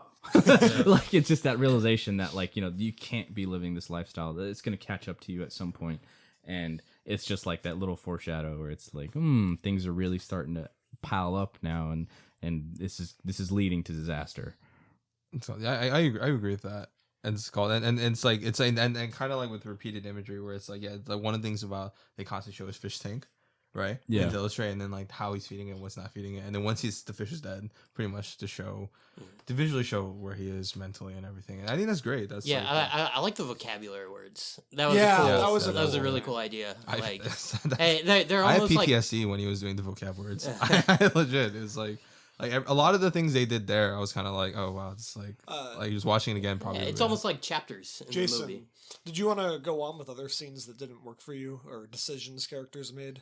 Yeah, as I said at the beginning, like I just really didn't buy these characters doing these things. Like what? What Really? was I specifically, though? didn't get enough motivation from them to like. They're bored as I fuck. got that they're bored, but like not enough. I didn't get enough of it to Well- like justify going from where they were at the start to, you know, just straight up murdering someone. Well, it's Well, I like a mean, snowball effect because it's like they start. I don't think enough happened in order for it to be justified. Well, do you guys know the in 1992? There was a case in 1992 where an Asian guy was beaten Yeah. to death by I've four heard other people. I've heard mixed and- things on whether or not this movie was based It's on it's that. not Okay. it's not. But it's just like, but there's some parallels to be drawn to that story. I mean, that too was also just pretty much like those kids were as like somewhat. I mean, obviously they're different, right? But then like that also too just happened like in the heat of the moment. And I totally buy that too. It's just like, and also regarding the opening scene when they were just kind of like relaxing and chilling and they were kind of at first clueless to the ringing the sound. That kind of just speaks to the general like characters apathetic nature towards like these type of crimes, right? They're trying to just Well, move on. Yeah, if he's apathetic, why'd he kill himself or attempt to kill himself? But I think that Virgil was but I think there. that phone call reminded him of his guilt. You You know could what I mean? also say that. Yeah. in I shock. think the fact that he murdered someone should have reminded him of you his guilt. could say that he was in shock. It like happened the night before. Like maybe he was just like, "Fuck." I think it's like the apathetic nature of it, the fact that they're just trying to move on from this, it's like very emblematic of this like their lifestyle where they're trying to just push forward, like, yeah, that's fine. They're not really dealing with many consequences. They're just kind of breezing through this lifestyle, and then even the murder, they're like, okay, he's dead, he's gone, we buried him, right? Let's move on. And it's not gonna go away. Can we talk about how after the most dramatic scene in the movie, the guy comes and goes, "Fuck, you didn't say this is happening. Can we bury it in your backyard? $300." Yeah. yeah. That was pretty funny. Was it Jesus, right? Yeah, Jesus, yeah. He's like, "Oh man, I didn't agree to this." My God. I mean, it's like that part was pretty funny. Zeus, he's just like the secret background character facilitating all these scams. He just Yeah, I was like, where the fuck $300. did that guy come from? No, that they did it in his house. You know what I mean? Yeah, I know, I know. Yeah. That guy. But okay, well, I mean, going back to your comments about the opening scene, apathetic. It's like that's a troubling trend, at least for I see in like kind of the Asian American youth, at least amongst my friends. And also the thing is that like, You guys murder somebody at one point? I'm just kidding. I'm just kidding. But then like, Want just to like admit to any more crimes, Philip? what's it called? But basically, it's just like whatever bad thing we do or whatever in the grand scheme of thing, like our parents kind of push this belief that like whatever bad you do, it doesn't really matter. Basically, Asian parents are Machiavellian as fuck. They were like, do whatever you can to get to that, like unattainable academic status, right? And then whatever happens in the past, that really fucking doesn't matter. It's like love, like parents' love for kids doesn't fucking matter. It's like your happiness doesn't fucking matter. It's like what you want to do in life doesn't fucking matter. Just study hard, do this, and move on. You did some weed and whatever. I might beat the fuck out of you for doing this, but make sure no one gets caught and just move on. And that apathetic nature is kind of pushed onto these Asian American youths, and to me too as a kid, and as a result, like. I for me it's just kind of a personal film. I watched this at like the right time. It was like literally like while I'm in high school. It was like one of my teachers showed it and I was like, oh fuck. And that's why I buy an opening scene where they're just kind of like trying to move on from the scenario. It's like that social conditioning that was given to them. And they're trying to just pretend that nothing happened. It's not a big deal. And let's just get on to the next thing. Because they're fucking talking about school, Ivy Leagues and all that shit. Like what's it called? A couple scenes later. And literally they're just driving off and he's probably like, Ben probably grows up to be like a successful doctor or whatever and moves on. As long as you do what you're supposed to do, yeah, everything else does I not. love the mix. Is of no consequence. I love the mix of like crime with like studying for college too. Like they're like getting fucking trashed, but they're also studying like at Derek's house. Yeah. Like there's just this like there's like these crazy parties going on. They're doing coke and shit, and then they're also like they're taking shots, and then like he's also studying vocabulary words while doing it. I don't know. It was just. I don't know, Jason. I find it realistic. I've met a lot of people that do it that way. I'll say like the party when what was his name? He pulls the gun. Like that felt like a party that you would see at like Walnut Diamond Bar, minus the gun, or maybe not. But like just that like these like preppy dudes. I don't know. I didn't go to many parties. I was not very I was not really a party kid in high school at all. But like it felt Donald like wasn't invited to parties. I was not, no. But it felt like something that would be like, oh yeah, this feels We've like been a to party a in party Walnut. where a gun was pulled. Yeah, well, A shotgun that's true. That is true. So that's why maybe I felt such by an Asian American. Maybe that's why this felt so real to me. It felt real to me. And it's not just Asian Americans. I've met a lot of like really smart people that also like to indulge in this, and maybe it's a stress thing. Like fuck, you gotta like party hard if you're gonna work that hard. Yeah. I know a lot of people who felt like they had to do drugs in order to just get through like their classes and all of the amount of like studying and stuff they have to do. Like that's it gets to a point where it's like you're gonna break. Like it's too much to put on one person, and so they need that catharsis. That's one of the words they use, right? Adderall was a big thing in like for me in high school and also in college and stuff. Before we move on, there's one scene we have to talk about that I'm amazed hasn't come up. The prostitute scene I found to be very interesting because it feels very sad, but also Ben's kind of happy about it. Like there's this scene where like he loses his virginity to a prostitute because Derek got them all a prostitute. And like it's just the tone of the scene feels very sad, but like Ben's also going, it was awesome, and then it's very dirty. It didn't feel sad up until he realized we're just sharing her. Well, and then like then Derek goes next, and then like there's like this shot of like Virgil walking in, and Virgil's like, "Thank you." Like it's just so like dirty and gross. Yeah, and it's like they've just evolved into like these disgusting people. And like Virgil pulls a gun on the prostitute for no real reason. She liked it rough. Like, what are you doing? Virgil is the most realistic character in this. I think I liked Ben's reaction a lot in that scene because you see him like you said, he's very happy once he's doing it, and afterwards they're all like, yeah, congratulating him. He's really psyched that he finally lost his virginity, and he's like, yeah, she's awesome, that was great. And then when he sees everyone else going in, and you slowly see the look on his face, the realization, and he just. Everything he's really like, sinks this really meant nothing. Like, that's kind of. It's like, well, this feels really shitty right now. I don't feel good. Yeah, it's like that scene is pretty interesting because one of the biggest things, like, even for any high schooler, is just like you're losing your V card or whatever. That's big, right? Yeah. And then and a lot of, at least in the community I grew up with, that wasn't, you really didn't even have time to that, or like there's that like, or like at least my Asian parents was constantly like, yo, you put penis in pussy, baby, come out, you ruin life, no future. and legit, these are the actual things my mom says in her broken English. So and then like part of like this movie is just like these this meta commentary on like racial stereotypes, right? Like he even says himself like Asian people, we do this, the Ivy League, the good grades, our parents are like as long as they all 4 a.m. like know people. Like John Cho's like, you in an internship? He's like, no. He's like, I know people. Yeah. I'll give him a call. I love like John Cho. everyone's like in that circle, and Yeah. that's the stuff that really worked for me in the movie was all the like, talking about college and then doing these like side little hustles and stuff like that. And yeah, that works. I liked John Cho a lot. I like that you dislike him for most of the movie, but when it happens, you're like, man, he did not deserve that. Yeah, No. absolutely. You're like, oh man, they did. I him didn't so even like hate I him never that hated much. him. No, he was 'Cause douchey, preppy, but like he deserved to get beat There are to death. moments. What I like about this movie too, are things get out of hand. There's a lot of moments in the movie though where you just kind of realize, fuck, these are literal kids. Yeah. They're just teenagers. Yeah, I felt weird watching that sex scene. I'm like, this Yeah. kid's fucking. Yeah. Well, I don't think 17. they were actual teenagers. No, I know. Yeah, but yeah, obviously. dude, like some of them really, like Han.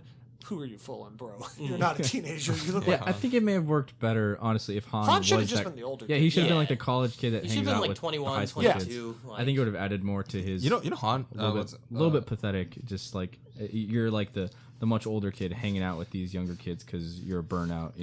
yeah, because they don't show him in school with them until like maybe halfway through the movie, and he's like walking through the halls with them. I'm like, He's never, what's like, he doing here? He's never like studying and stuff, is he? No. No, it's gone. No, he was. I mean, kind of a little bit when they're in the library and stuff. Chi-Chi a little bit. Yeah. I mean, he was kind of like. I mean, if you guys, since this is part of the Fast and Furious lore, they established that Han's like super smart or whatever.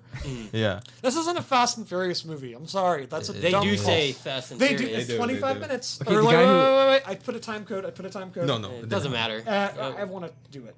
He says Fast and Furious. At really? 45 minutes, Yeah, he said Ben Fast and says Furious. we're living Fast and Furious. Okay, so Virgil's character is not the same character that. Oh yeah. comes By up the way, later? brief trivia with James Tobin, who portrayed Virgil, plays the character Earl in Fast and Furious Tokyo Jason Drift, and then Tobin. are you sure it's Jason Tobin? Yeah, Okay. You sure? Okay. Wait. I'm positive. I'm gonna look this up. Oh yes, it was Jason Tobin. I don't know why I said James Tobin. Maybe I was thinking about this hooker named James that I met as a kid. I'm just kidding. There was no hooker named James. I'm sure there is. I'm sure there Somewhere. is. How's it go? Yeah, Jason Tobin. Yeah, he plays the character Earl in the Fast and Furious Tokyo Drift and F9. And no, it's a different character. Yeah. Yeah. I mean, and they do enough to make him look different. Like his hair is like a little Yeah, longer and that, stuff. it was fine. Yeah. I don't care. And they gave him a British accent for some reason. No, he doesn't have a British accent. He does. No, he doesn't. Am I thinking of the same person? No, he's not. In Tokyo Drift, he's a British accent. No, he doesn't. Who? And then F9, he didn't have a British accent either. Who? You know who he is? F9. He was the guy who was piloting with Lucas Black's character to Tej and. By the way, spoilers alert for F9. I've already said this before. Spoilers to F9. I don't know They why go to I space. think he has a British accent. If he does, comment down below. If he doesn't, tell me I'm stupid. Yeah, so he's not playing the same character. No. No. Virgil. Okay, well that's too bad. Honestly, I would have been way more fascinated to see Virgil. I mean, he doesn't. He might have belong. died. His whole crew. Yeah, he definitely would be dead. He would not have made it. Yeah, no. I mean, anywhere they near hinted that he far. might have died at the end or 'cause something, Han and shaves his like head. the trivia in the commentary. Yeah, something like that. Ah. Yeah. Ben's actually the Drift King. Can you imagine? Oh no, that's not gonna happen. Okay, God, so if oh god, I keep on forgetting the actor's name who plays the Drift King in Tokyo in Tokyo Drift. What's it called? But that guy, like, if he was somehow in this film, and that would have been amazing. Yeah. That would have been funny as hell. I was like, it makes no sense because he's from Japan. Dom should have showed up and been like, have a Corona. that'd have fixed all their problems. 'Cause they're trying to deal with this dead body.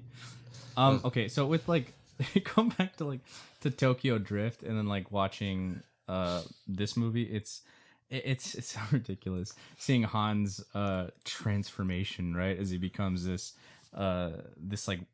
like wannabe underground like drug supplier guy or all start whatever somewhere. Well, I mean, I like okay, it's like they don't even have the balls to show what Han is dealing in Tokyo Drift. Like he's just giving them something. He's supplying them with something, right? Because it's Yeah. like if they showed him actually dealing drugs or weapons or something, then that's somehow that would make it more interesting. It's like suddenly, oh, Han's kind of a morally gray character, but he's not. He's just a guy. He's just eating all He's the time. drifting the wind. Yeah, this like knockoff Brad Pitt just constantly chewing and eating snacks and stuff. Yeah, at least they do keep his smoking. He was a pack a day guy. I remember Giselle was like your Yeah. pack Yeah. a day. Yeah. But then like then and that was specifically written to call back to his oh shoot. I see. I gotta hit this mic at least 4 more times. I've done it too a couple times.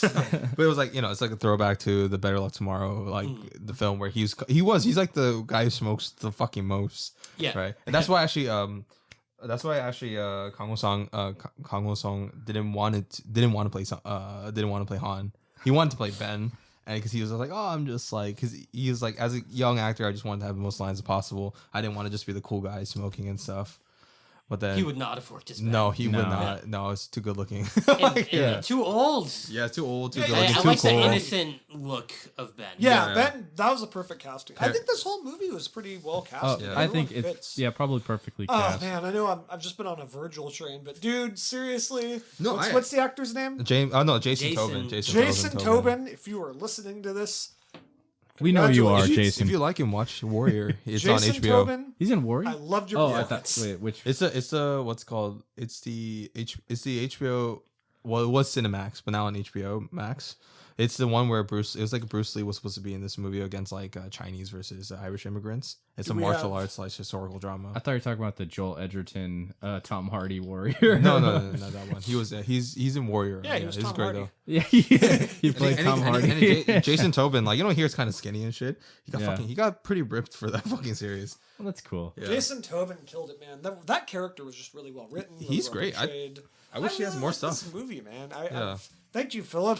I would never have seen this without. Oh yeah, you. no, this is like one of my favorite movies. Like, it is one of my favorite movies. I know it's not Casablanca. Every or week you anything. have a favorite movie. Yeah, it's not like Casablanca, but I guess this is probably one of the most personal movies towards me because it hit me at the right time. It's I guess it has enough things that are relevant to I guess how like I grew up during the time and like enough things I could relate with, like maybe a little too much. Do we have anything else that we want to say about? Yeah, yeah. Well, Oh, go on. well, no, sorry, I didn't want to interrupt you. No, go on. I was just gonna mention the fact that they offered them to make this movie with $1 million, but that Macaulay Culkin had to lead. Yeah, they Yeah, wanted yeah. it to be an a all-white cast. and they and fucking what's the director's name? Fuck. Justin Lin. Justin Lin. I gotta give him props, Yeah, man. absolutely. He said no. He was like, no, I'm making this is an Asian American Yeah, movie. fuck yeah, dude! Like, way to like be completely tone deaf to what the movie's about, Yeah, or right. like just did not even realizing like what a stupid idea that would be. Yeah, I honestly ultimate props right there, man. Yeah. Super cool. Great. The whole funding thing is insane, right? So he said fuck you to the $1 million, right? So on top of that, so he just like got out like all his credit cards and just kept on just financing everything, paying people through like, okay, whatever I could buy you on my credit card and stuff like that, or like purchasing services through that. Eventually he just maxed out his credit cards. So eventually, okay, I missed that 1-0. It was 50,000 on our GT, but what's it called Kang Ho-sung, what's it called he brought in $50,000 to a person, Joanne Huang, from Cherry Sky Films, and how they met is that because he was working at a Korean barbecue restaurant, and he just like what's it called, and she just like ate there a lot, and she just saw him a lot, and can you imagine like you're an executive for like a production company, and like your waiter was like, I got this script for a film, can you give me $50,000? I mean, I imagine for him it works. He's a charming as fuck guy, Yeah, Yeah. I feel like that's something many people in Hollywood do. Like, they become waiters or bartenders, and they're always like, "Hey, read Yeah. my script, read my script." But Our you good never friend- hear of it working No, out no. like Our that. good friend Sam way. told us to email John Bernthal for a screenplay. Yeah, he's like, just email him. Send him I- an email. I mean, and what a payoff this was. It launched Justin Lin's career. They made back 15 times the budget what they had for this movie, which Yeah, good hell for yeah. them. Oh, so they made like $20. Yeah. Yeah. What's it called? Then also like he got additional funding from because when they were about to shut production and the film would have just been unfinished forever, right? Or he would have just like released like one of like those like unfinished cuts on like Vimeo or some shit. What's it called? I don't know if Vimeo was around that time, No. but he met a celebrity at the Japanese American National Museum, just talked to him for a little bit, and somehow exchanged numbers somehow. And then he, out of desperation, he calls him and says, "Hey, can you give me like a lot of fucking money to finish this film?" And then he's like, and he sent in the script, and then the celebrity liked it and sent the money. The celebrity was MC Hammer. Fucking cool, dude. Yeah, MC Hammer is like a financier on this film. He made some money back apparently. Yeah. Awesome. Time, huh? What's it called? That's insane, which is crazy. It's like this film is like a lot of like it's almost a miracle that this film got made. It's like the So constant glad it stops did, and shuts. too. It is, yeah. And then Roger Ebert, he's also the one who helped get the film distributed. Really? Yeah, because he championed this. He gave so it came out at Sundance Film Festival, and he usually doesn't do this, but like especially for like small indie films, but he gave it like his full 4 out of 4 star rating, and then on top of that, that was already enough buzz. But then there's and this I'll kind of get into the meta commentary of like the racial stereotypes in this film. It's somebody asked him at the Sundance Q&A whether or not it was irresponsible for Lin to portray Asian Americans in a negative light. It was like specifically something about like, oh, you know, it's terrible that you're portraying Asians doing drugs or whatever. And I don't know what the ethnicity of the audience member was. Probably white. Yeah. God forbid you show them as people. Yeah, I don't Yeah. know. And then Ebert. Wait, no, they just studied. Yeah. I know. They just study good grades. That's it. Right. And then so Ebert stood up and like it just basically was like, and it told off this guy saying that Asian Americans have the right to be whatever they want to be. They can make films of whatever the fuck they want to do. Are you guys gonna say the same things to white filmmakers? Like, why are you portraying white people so terribly? Yeah. And then that kind of made waves, and MTV saw that, and MTV along with I think Paramount bought the rights and distributed the film. Yeah, when I saw MTV at the beginning, I I, thought was like, that was "Oh, that's interesting. fucking cool." Yeah. I didn't know that. Yeah, props to MC Hammer Yeah, and Roger Roger Ebert. Ebert. Who'd ever thought Yeah. they'd be on the same page of anything? Roger Ebert low-key was always ahead of his time, like for certain things or for certain movies or something like that. Certain things. I mean, I used to like read a lot of his reviews for movies that I enjoyed. But like, there's certain things that he was, I'd say like he was wrong about. But for the most You part, mean like Kick-Ass? yeah, like Yeah, Kick-Ass. Kick-Ass, yeah. He hated Gladiator. I know that. Yeah, he hated Gladiator. He didn't like because he doesn't like action films usually, Uh-huh. and he doesn't like The Raid. Really? He doesn't like The Raid. He Didn't said like The He Raid. says like, it's like well filmed and stuff like that, but it's just like empty calories for him. Oh, And I'm that's like, it's terrible. because like and also think about it, like he's at the super old age and Yeah. like dealing with all this health problems and shit. So he's just probably like. I remember. I think he emotionally really moved. liked Red Tails, if I'm not wrong. Yeah, he enjoyed Red Tails. Which is funny. No, I remember though after Troy came out, he wrote a review being like, "Man, if I knew what was gonna happen after Gladiator was released, I would have been way nicer to Gladiator now, in comparison. Now that we have fucking Troy Yeah. being released, Even with Blade Runner, Troy like sucks, dude. Troy was bad. yeah, it was. Did anybody see Red Tails? I did. Yeah. I was excited for it because I remember Lucas was like promoting it as like, this is the closest thing you'll ever get to seeing Episode 7 because he's like, there's there's not going to be another Star Wars movie, but like I like the TIE Fighter stuff. I was interested because it went back to a lot of the stuff that he liked about Star Wars that he drew, like Yeah. World War II dogfighting stuff. I was psyched for it. I was like, and just seeing the story of the Red Tails, the Tuskegee Airmen being shown, I was all for it. I watched it and it's not that bad. I liked It's not it. terrible. I think if someone like Scorsese or something directed it with like using more practical effects, Yeah. probably would have been more I like mean, visceral if and an shit. actual director had touched it, it Yeah. could have worked. I don't think It's George Lucas oozing directed cheese. it. No, I don't think he did. No, he didn't direct produce it. He it. produced it. Yeah. But yeah, I looked forward to it, and I was not that disappointed. I'll say, Yeah. it's not really something I'd rewatch, but it was fun. Maybe someday. I think I watched like I never the second watched it. half. at I some watched it as a point kid. at I my forgot. friend's I remember house. not hating it. I Yeah, remember enjoying it. the actual Yeah, I thought it dogfights was weren't that bad. okay. Yeah. Well, I guess back to like the whole Roger Ebert thing, right? And then one of the big things that kind of like stuck with like, as a kid too, when his comment is that like Asian people don't have the obligation to represent an entire demographic. Nobody does, right? Yeah. Yeah. No single person Absolutely. does. And that kind of goes into this thing where it's like, you know, obviously the main stereotypes for Asian Americans is that, you know, study hard. What's it called? They do good shit. They're the model minority. They constantly going to good schools. They don't do anything bad. They're good to your parents. Like, you know, good to school people and all that shit. But this film kind of just reverses that on every level, like kind of what we talked about. And Ben, through his narration, kind of comments on this throughout, and is kind Yeah. of like going through this, and like also like, you know, like Asian people being like small dickless versions, like it's like it's like I'm not actually dickless, I'm exaggerating, but that's a big thing. Like we're like sexless or emasculated because of like, you know, like Hollywood media and stuff. But this one's like, you know, all the Asian dudes, they have sex, right? Yeah. They have sex. The Asian girl, I mean, no, they still kind of play into the, you know, Oh, fetishization. Yeah. And then like the porn subplot. You remember that? Yeah. That was odd. Yeah. It was weird, but It I was a did little like the odd. line where she's like, "There's a rumor going around I'm in a porno." He's like, "Yeah, I saw it." Like, that was funny. That's like it's. I laugh because there's like someone in Wana High School, like Asian girl that became like a famous porn star. Really? Yeah, this Asian girl. Yeah, she became a famous porn star, and then as a kid, I like saw her porn. So when I watched that, in Better Luck Tomorrow, I was like, oh shit. I was like, Yeah, I mean, there was rumors like that. I remember in high school, people were like, "Dude, there's this one porn. It kind of looks like this one person if you like watch it." And it's like, "Oh, okay." There was a I rumor that our I math don't know if I wanna see teacher that. was a porn star. You know who I'm talking about. Yeah. I'm not gonna say it. He is His like name Johnny Mountain or something. No, he had that. He's I'll tell you his porn name after. It's pretty hilarious. He's threatened to sue students over it. Do we have any other thoughts on Better Luck Tomorrow? I think it leads like it's such a great introduction to the Fast and Furious franchise. It sets up their characters and the dynamics so well that I going into fucking Fast hate and that Furious, It sets up one character.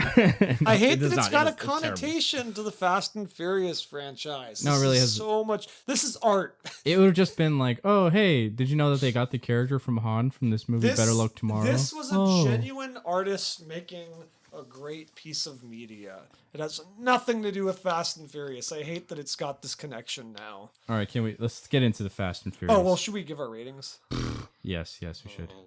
Jason, Okay, well, Jason, you're going to have the controversial one, so let's just get it Okay. out of the way. wait, but out of curiosity, did all of what we said and kind of what we talked about was the context for like the Asian American youth and stuff like that? Did that kind of No, I somewhat knew change? all that. I grew up in Diamond Bar as well. I understand what was right? going it's on. Yeah, but I mean, it's different Um, than like knowing and like kind of actually Well, experiencing. yeah, it yourself. I understood what the movie was trying to say. I got it. Yeah.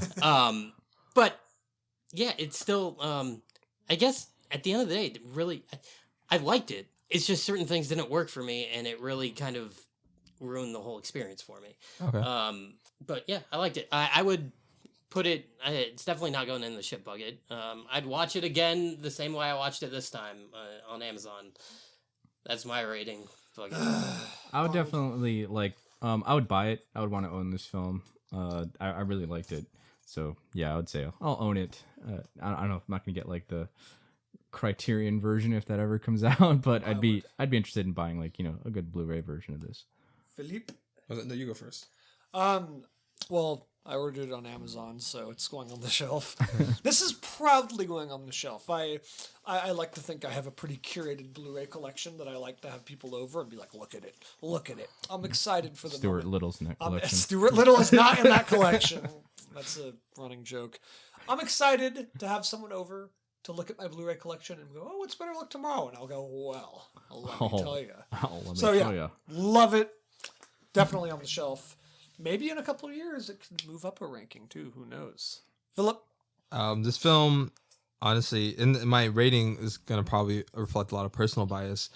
I have a lot of attachment to this film. It's like I said, it hit me at the right age. I watched it at the right time. It definitely influenced me for a certain what the possibilities is, and I actually think this film is a seminal work in especially Asian American cinema. Because sadly enough, there's not a lot of films from Asian Americans. There's a lot of films from Asians, but Asian Americans, it's like pretty small. Like, Yeah. it's and they're two different things. And I gotta say, for me, it's in the museum for me. Yeah, That's completely fair. I think yeah. I would call this an important work of art. Oh, definitely. Yeah.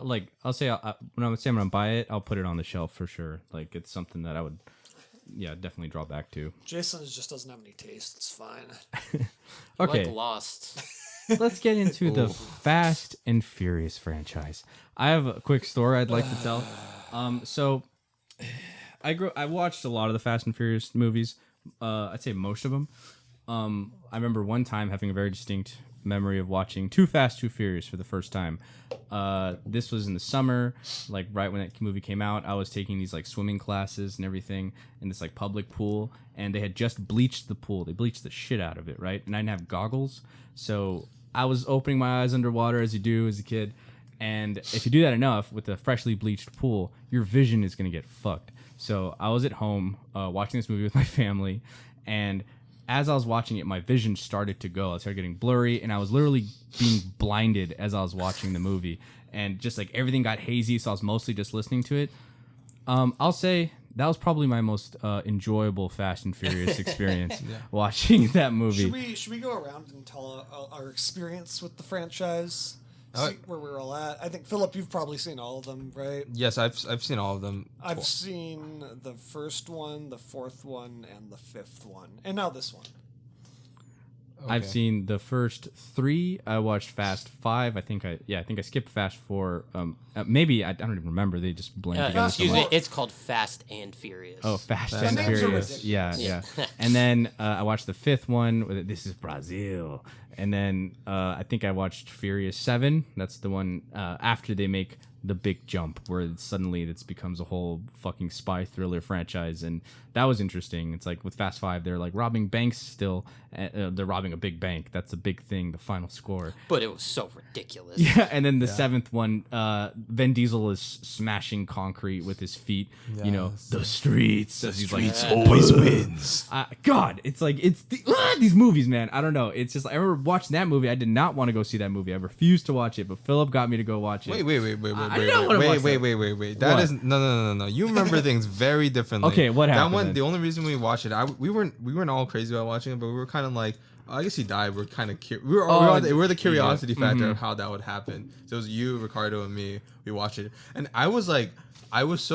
I think I had a headache, and I not passed out, but I basically fell asleep, and you woke me up, and I was like, oh, okay. I woke up literally while they were in Dubai. That sequence. I remember watching that movie, and then it was just a crowded, packed theater.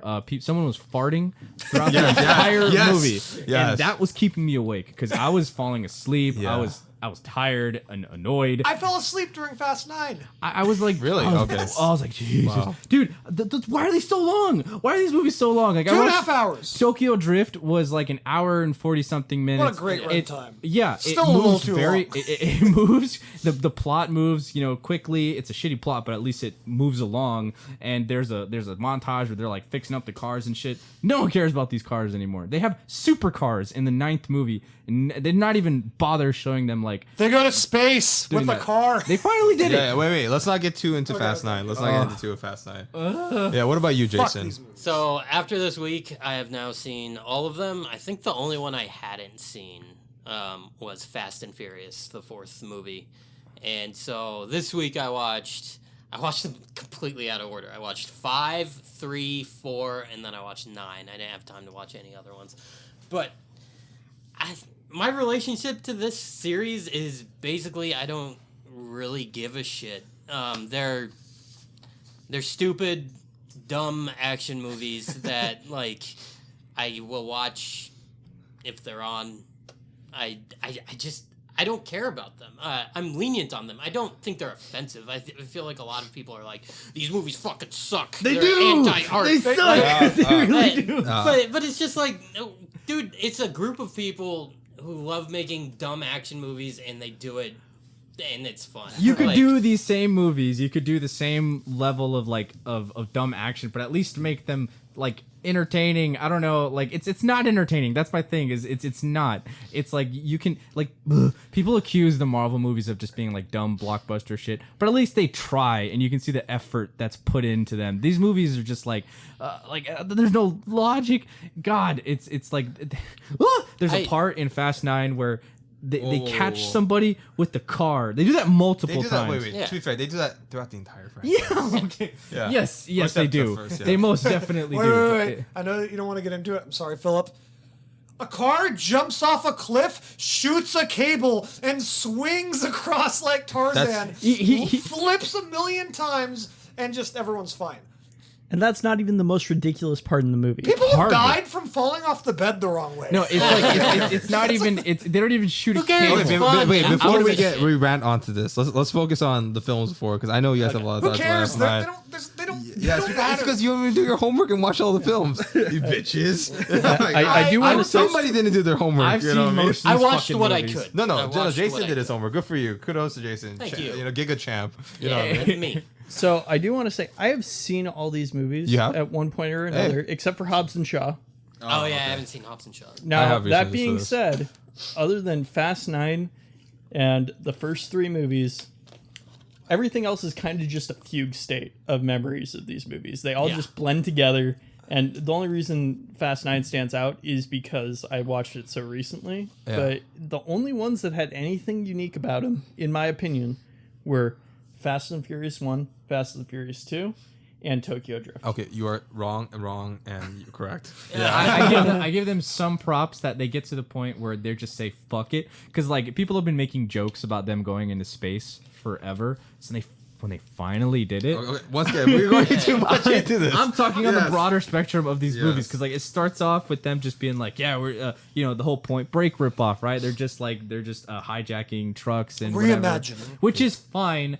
Honestly, like wait. it's them being like these street racing people that decide to like turn to some Where some it other started. crime. Where it started. Guys that like the street race in LA. Yeah. Where it's gotten. They have a car spaceship. Yeah, they go into All right, space. let's go back to this. So we're all talking about this, right? Philip's losing his For, mind. specifically for people who've actually seen the first two Fast films, right? What do you guys think of them? What are your opinions, and how do you like them compared to the ones that came after? I think Too Fast, Too Furious is one of the worst movies I've ever seen. I agree, 100%. I would agree fucking with that. hate that movie. I would agree with that full-heartedly. The only It thing is that's horrible. okay with that film is to introduce Ludacris. And Yeah. that's it. I wouldn't even put Roman, that character played by Tyrese I Gibson. fucking I despise the character of Roman. Which one's Roman? Yeah. But I like him Tyrese better Gibson. on F9. I'll say that. I don't. They give him his own like comedy music as he is like walking in. Like it's so stupid. He The only part- consistently broke the fourth wall in F9. Just that was the only part that I thought was funny. Yeah. is when Yeah, he was yeah. like, he's literally like, I think we're indestructible, you guys. Listen to this, like, because the part where he's standing there and he's getting shot at by like 6 guys and not a single bullet hits him or scathes him. They all just get absorbed into his bulletproof vest, and then he kills them all. And he's just like, I think we're superhuman. I really think we're indestructible. I gets was like, very th- meta. It's if the it- smartest thing he's ever said. Yes, Right. that was like the most. That was the only part that I was enjoying. It gets very what meta. about you? What about you, Ron? What's your thoughts on the first two films? I know Okay. the second one you were literally getting blind. The as first movie two was. films, yeah, my And how you compare it to the rest? the first film I'll say like I enjoyed when it came out. I was like, oh, this is fun. Like they're just fast cars and shit. And growing up like spending a lot of time like I grew up around like Pomona and stuff too. Like you see those cars and shit all the time. Even in Diamond Bar, like in Walnut, like you see people with like their souped up cars and shit. And that is definitely a part of the culture. So like I got it. I was like, cool, this is fine. And yeah, Corona is definitely a thing where like people will drink that. But like man, like it goes so off the rails. But like the first two movies, again, my memories of the second one is hazy, and it's just like the first You were one. blind. Yeah, I was blind. And then Good for you, The honestly, third one was blessing. Tokyo Drift. I was okay with that one. I know a lot of people seem to hate that one. I know people who think that's the worst one. It's like, God, you're so wrong. Whoever says that, you need to excise them from your think group of it's friends. like the best, like in terms of what Fast and Furious like Yeah. is meant to be. That's the best like movie that it is. Yeah, I mean, there's definitely that they issues have. with it. Oh, definitely. Like the fact that the white guy shows up and he becomes the D King or the DK. He's the drift master in this place where people have been drifting for like generations. Yeah, these guys After, have like, been 6 drifting their months. whole lives. Yeah, he gets like a 2-week montage. Like, oh, I'm not even gonna teach you how to drift. You just gotta feel it. And he's like, oh, okay, and Yeah. he becomes the fucking drift king. It's like ridiculous. I do say the parts I do like about the movies and that movie in particular is they show them like fixing up the car. They show them like rebuilding it. They put the engine out from like the Mona Lisa Yeah. and they put it in like the what's it called the American muscle car, which is dope. The I'm like, Mustang. yeah, I'm like that's cool. I they lose that. They lost that so much. Then they have opportunities It's no longer for a it. street racing franchise. It's not Yeah, even about and- the cars. They're just in cars. They're in cars. Cars What? make them indestructible, right? Like Not even then, because They they're can't- like No. he's the John Cena and Vin Diesel. Oh, I'm sorry. no. Hold it. You gotta restrain yourself. Restrain yourself. Okay, what about you, Blake? You've only seen the first one. You haven't seen the second one, right? What are your thoughts and opinions, and what do I you don't remember? remember anything. You don't remember anything. I saw the new one like 8 hours ago, and it's already leaving my brain space. We better talk about it before that's gone forever. All right. So my opinion, I for the first two films, I've watched them. I watched them as a kid, and I watched them twice recently. Why? That's called no because for this podcast, it's called homework. Doing it. Stuff. It's No, Asian. I'm about homework. I was Let's so go. against doing these fucking movies. Yeah. I did not Um, want to rewatch. Can we them, can we but- go Okay, on wait. record and say Philip's the only one that wanted to do this? No, not episode? really. Wait. No. The first person that suggested it I was was- Jason. I'm indifferent about all Yeah. of this. What's it called? But it just made sense considering the film came out. Me And and it Ron, was fun. my God, no. But I'll say this: I hate these two films. These are probably these are tied with F7 as my least favorite films. The first two. The first two because it's one I hate derivative work so much, and I've watched Point Break as a kid. That film is like fuck yeah, robbers, undercover, Keanu, Patrick Swayze. Extreme. Yes. And at the end, the stupid ass spoilers for Point Break when he's. Keanu lets Patrick Swayze go so he could ride the biggest wave and dies, and he just walks away. I mean, like that film was like okay, and it's not amazing, but I enjoyed the film. It has a special place in my heart. But so Fast and Furious, I watched it. Right, people are jerking this film off. This is before I knew it was a Point Break ripoff or whatever. And I was like, I think it was like 5 or something. And I just remember like my older cousins were jerking out the films, like big car junkies. They're like, it's the best film ever made. You'll love it. And it's so exciting, so thrilling. And then I watched it. And then I was like, I hated it. It ingrained in my mind is like this piece of shit derivative work of Point Break, but somehow worse. At least that had like guns and bank robberies. Catherine Bigelow directing. The guy, I think Rob Cohen, who's now like a sexual predator or something. He sucks at directing. Literally the fucking races is just from point A to point B, drive in a straight fucking Yeah, line, it's all and like, then yeah, it's like wild shit. okay, it's like Dom goes a little faster, Brian goes a little faster. Who- Okay, who's gonna one hit the person- nos first? He's at one person nos and nos, And and then- that's it. That's the shot composition, and then it's like and then it's like this. It's like left frame left or right to left. Okay, close up of their face, close up of them pressing the NOS button, and Yeah. then frame right to left, and then on And top, occasionally you'll two see shots, their and feet then hit the same. clutch. Yeah, and- it's so boring as fuck. These Yeah. films are terrible, and it's like, oh my god, I hated those films the most. Second one's retarded. The only remember scene I have is like when Evan Mendes puts a bucket of rats on the guy Yeah. for Batman Begins. That was Yeah. that's the moment that for some reason always really stuck with me when they were torturing that guy and they put a steel bucket on that guy's chest with Yeah. the rat. Pretty fucked up. That was fucked up. That was the only part I liked. Yeah.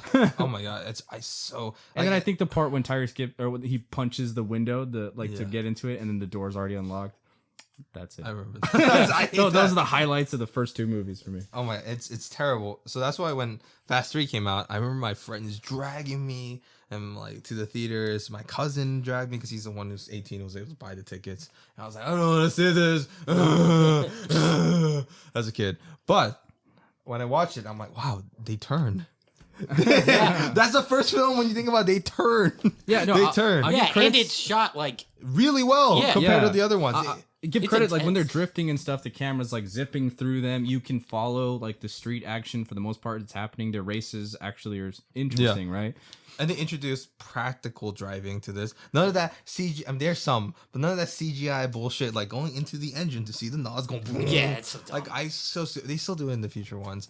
But that's the one where I was like Fast 3. I was like, oh okay, it's still shitty. Like the plot, it doesn't make Yeah. sense. It has one of the worst openings, by the way. Like Oh, when yeah, he's in yeah. the high school, and then and the girl who's like, "Nice ride," and then they're like, "Winner gets me," and they start racing, and then the douchey dude from like Home Improvement is working. And he's like, he's losing the race, and it's Yeah. like, "I thought you loved me." It's like, oh god, this is so Yeah, it's real cringeworthy. bad. And the fact that like and also then- when he goes to Japan and he hooks up with the one non-Japanese Non-Japanese chick, girl. like even Han makes a comment on it. He's- Yeah, she's not even like the best looking one or like the most interesting one. No. yeah, she's just like she's just there. they bond on because we're army brats. Yeah, he Yeah. sees her. He's like, "Oh, she's not Japanese. Cool." It was so lame. Whatever. I do But- have a question for you guys. Yeah. So, is it canon that Sean was the guy who taught Dom how to turn his car? No, I don't think he does. No. He just teaches him. He's like, "Oh, I helped teach him how to race or whatever." I don't think he taught him how to drift. No. Because in the 7th one, directly after, because they show the aftermath of the race, they don't quite reveal who wins, but they're hinting at Dom is the one who win. Where Dom was like, "Oh, I didn't know that. Like, what's it called? I knew Han said you were fast, but I didn't know you were that fast." And then he said, "Oh, American Muscle can drift too." So he already knew how to drift before the race. Yeah, Okay. I thought like that was like the point of that movie is that like you have to have a different kind of car in order to be able to drift anywhere like on the Well, not same necessarily. level as these guys. Okay, kind of. Also was also just. Like, I'm the not a skill big set, so- car person, but I could tell you that like a Challenger is not going to drift as well as a fucking like those other cars. Yeah, that are that's like why. you know, That's why the zipping end of the around. film is a little ridiculous. Like, Yeah, he's- let's race. It's like you're gonna drive that shit through a parking you're lot. driving like a 1967 Mustang, bro. Like, but you know, whatever. That's fine. That's Yeah. the kind of shit. And- like with how ridiculous this series gets, that's fine. Oh yeah, Yeah. that's like the, fine. the That's the least least. egregious thing. And also, I like the fact there's a lot more practical driving in this one. Yeah, compared to the other yeah. one, which is cool. Like when Apparently you, they wrecked like 170 Yes, cars which or is something. great. I loved it. It was glorious. Like that one time. One time when they were like Han was drifting, I don't know if it was CGI, but if it was, really well done. When Han was drifting through the streets of Tokyo, Yeah. and then people were like, what's it called, like moving apart and stuff, and they had the Yeah. wide shot and stuff. I'm like, that was cool. That's Yeah, that good was stuff. the best shot in the movie. Like Yeah. the music cuts out; it's very silent. Yeah. and it's really good. Fast 3 Um, introduced the two best things to the franchise ever done. It introduces Han. He's my favorite character in the entire Yeah, franchise. I would agree with that. And number 2, Justin Lin. I really think, I'll say this He with does it the best. yeah, I don't any non Justin Lin directed films. I think look, they already have bad scripts, right? But at least if you have bad scripts, I want the action to be well directed. I want it to be clear. I want to understand what the fuck's going on. I want to see punches actually hit the person and not happen out frame. Fucking Furious 7. Gosh, I mean, you remember that, right? When we were watching in theaters, we were watching Ronda Rousey versus Michelle Rodriguez. Yeah, I couldn't unsee anything in that film. Ronda Rousey should have broke Michelle Rodriguez In half, dude. Yeah. But no, they are indestructible, as Yeah. Tyrese would say. Going back to one more thing I want to say about Tokyo Drift. I love the sounds of the racing. yeah. Like, Yes, yes. I- Sound design's I was fantastic. watching it and I just watched the fifth one, whatever the fuck it's called. Fast Five. And Fast Fast Five. Five. I just watched that and then I started watching Tokyo Drift. And like the sound of the cars was so awesome. I'm gonna turn this up a little bit. Yeah. It sounded really good, and that's something that I think has been lost in the other movies. Is like you really feel it when they're racing, and it's great. I agree with that. And then let's talk about, have you guys, so who has seen Fast and Furious 4? Or Fast and Furious? I saw it I in watched middle it. school. This You week. watched it? I may have watched it, but I don't remember anything. Oh, honestly. okay. That one, I liked that it was furthering along. It was furthering because basically it was like a reboot, right? I remember when I first watched it, I was like, there's a, like, I guess, you know, Han dies, quote unquote, spoiler alert, on the third one. So when I saw Han come back in the fourth one, I was like, oh shit, what? And then that's when I was like, it's a prequel, what? And it has Yeah. the entire gang back. And it's supposed Mind blown. They retconned the shit out of these movies. yeah. Like, okay, Tokyo Drift, that's the thing it probably suffers from the most is just what they try to do to Han again and again and again, where it's like, oh, he They dies. retcon his death twice. Yeah. Yeah. They Oh no, not really. Just once, Oh, because like 4, 5, and 6 happened before 3. So originally he's accidentally killed by DK, right? Sad enough, it's like, oh no, Han was cool. He was the only fucking interesting character in this movie, and now he's dead. Sad. And then later they're like, oh, it turns out Shaw was that mysterious black car, right? That hits no, him. no, it was like this, like kind of like gray Toyota or something, like old Toyota. It was a black car in It was a Tokyo black- Drift. it was a- Tokyo it was a Drift, black it was car, a, you it was a sure? black car. Okay, yeah.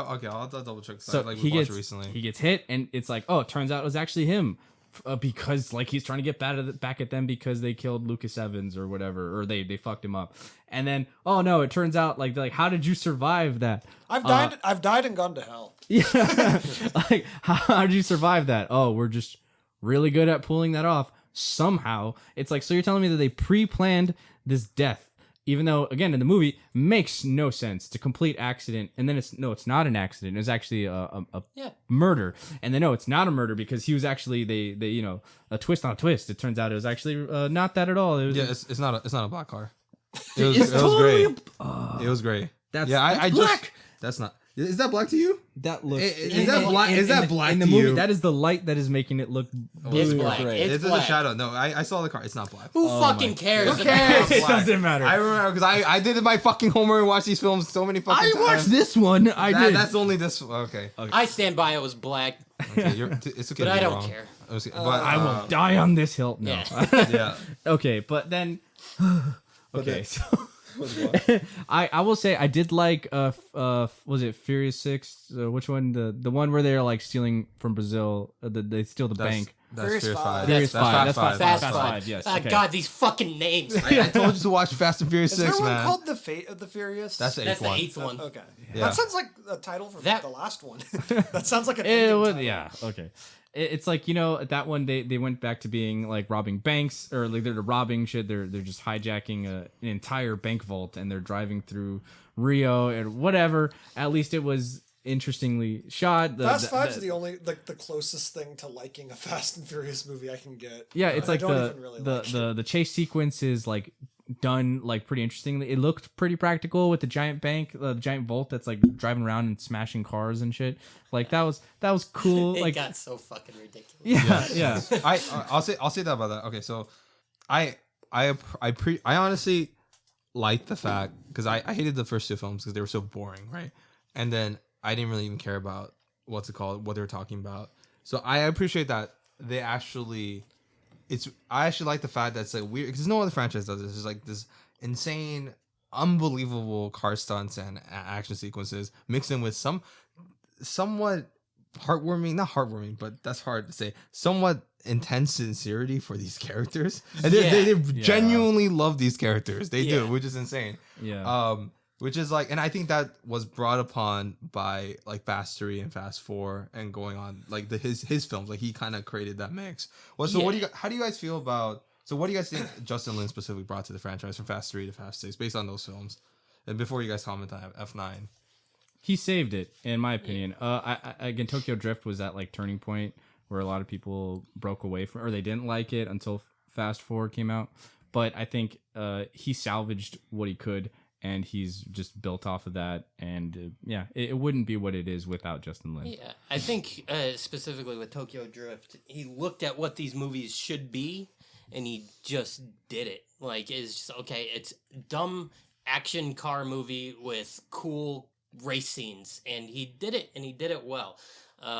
Yeah, he also brought in Chris It's a Morgan. simple plot too with that one. It was a Very simple. The premise is so dumb, especially the final race. Sorry to cut you off. No, it's fine. But like, yeah, he brought a level of creativity to it that I think was very lacking in the first two films. Yeah, I mean, like, look, if you're gonna be dumb and bad, at least be creative and Yeah. dumb and bad, like and fun. these movies are creative. Yeah, they're fun. And then like he also brings Chris Morgan, who wrote everything from F3 to F8 and Hobbs and Shaw. He didn't. That's not. We'll get into that. He didn't write F9, which is called. Which I feel like there's something telling about that. But yeah, I think like he brought in the right collaborators, the right characters. He brought his technical expertise. Like you could see the style and stuff that he brought from Better Luck Tomorrow. Yeah. And kind of here, where like in terms of like the character designs, like there's some cool creative sequences where like even though like with the cell phone, they're watching the last DK race on the mountain, where it's like it goes from the race and it goes to the cell phone, then goes from the cell phone to the race. Does it Yeah. make sense? No. But in that It's case, cool. I was fine with that because it's like, all right, it's a 'cause creative way to like show like the thing to kind of like not make it just like spinning around the fucking mountain. It's like otherwise they'd just be standing at the bottom of the hill, just like, yeah, I mean, we'll see who makes it down, I guess. Yeah. No, that was fine. But yeah, no, it's just it goes so off the rails.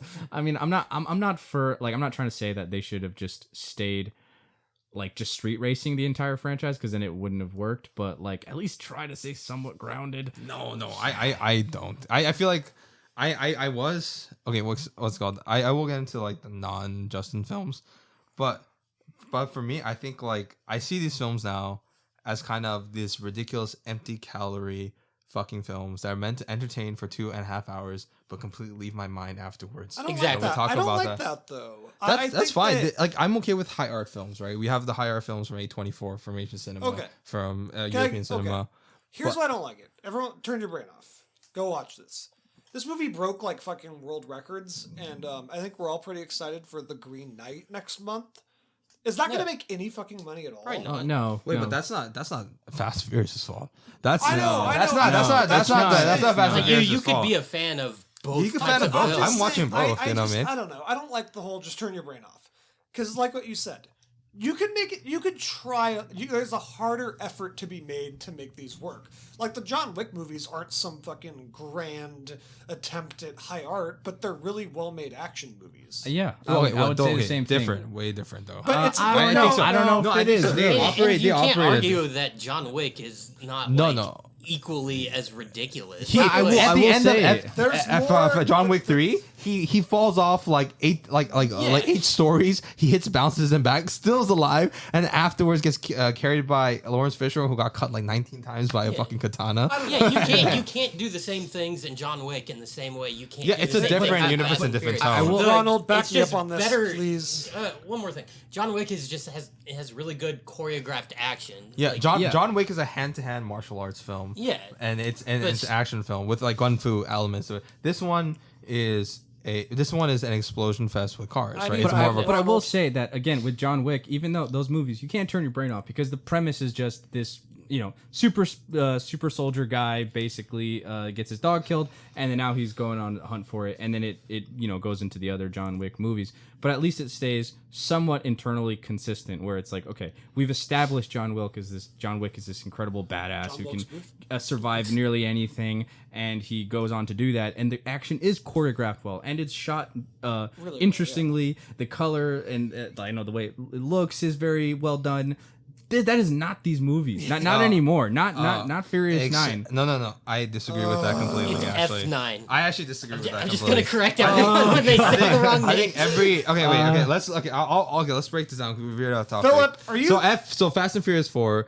It's even though I appreciate that it is a necessary step and sacrificial plan. I see that the Iron Man 2 of the franchise, whereas like they set up enough things, they set enough plots, but then it's not that good, right? Because especially like that one. hell? What's it called? Somehow they veered away from the practical effects, and the color grading is super dark. It's a dark, depressing, grimy film, and what's it called? And the final sequence. By the way, Mother's Milk is in that film. In Fast and Furious 4, he's one of the main villains. Is he really? Yeah, he is. Yeah. And I feel weak. what's it called? The final sequence is like CGI cars entering CGI tunnels, and it's in a really, really dark area. Yeah. And then the way to a lot kill of the that. guy is just like getting out of a CGI tunnel into the guy. And it's one of the least creative. It's weird watching that film. I was like, I felt betrayed by Justin Lin, but I was like, this doesn't feel like your usual creative elements. I get the idea and the plot, and there's some elements that were cool, but I think that's when they were like, there was an $85 million budget, which is like a fraction of like the $200 million budget they get now. So that's probably what he had to work with. But then Fast 5 is like when I was like, okay, so this is a Justin Lin Fast and Furious film. Practical effects, what's called it's like well edited. The action is always center frame. The action scenes is a little shaky cam, but once again, the characters are center frame. We always see point of impact, right? And then the action always flows into the next shot, which he does really well. The technical aspects. I gotta hit this one more time. And Bumping the mic. what's called he does have a deep love and appreciation for these characters, along with Chris Morgan and Vin Diesel. How? What's it Why? called? I don't know why, but I get it. Like Ron's it's losing probably just money thing. I'm losing it. And then these are creative sequences. Think about it. And to rob a bank, they use 2 cars to rob pull a a vault vault off of a wall. And they used the vault, and you've seen the behind the scenes stuff. It's actually they actually did do that. They actually destroyed, and they didn't actually go to Rio. I think this is Puerto Rico because of tax incentives and stuff.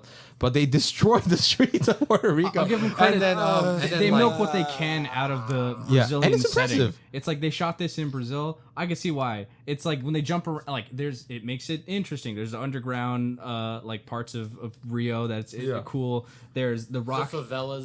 Hobbs, the Rock's character, getting introduced into it was, I think, He yes, was Hobbs- so good. Hobbs was His great. Very good introduction choice. scene Yeah. is so good. Yeah. He's eternally sweating. He's always full of one-liners. He's oily. Even the F7, he's like wiping his like sweat and stuff. He's like, oh gosh, he's Daddy's I gotta think go to that's- work. that was their that's the best good part. decision, and I think that helped. Honestly, that made The Rock back into like a legit action star because Yeah. for some reason he did the Tooth Fairy movies and later Yeah, oh my Game gosh. Plan, which is like, oh no, Rock, why pacifier. are you I'd I'd doing rather this? watch the Tooth Fairy than ever No, thinking about the Tooth Fairy is fucking- absolutely The atrocious. pacifier. But then, Pacifier was Vin Diesel. Yeah, Philip Vin Oh, Diesel. was created this episode Yeah. to torture me. And I like that Movie as a adrenaline. kid. so but I remember very Yeah. little. And then what's it called? Yeah, and that part's great. The vault chase and stuff like that. And then them going through. Remember, like they're going through houses and shit at the end Yeah. and stuff. And I'm thinking like, okay, that's wild.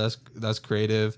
That's cool. It's like their version of their version of like not Heat, but like a heist film, but in Yeah. like a Fast and Furious way. And it's like it's a good mix between practical and CGI.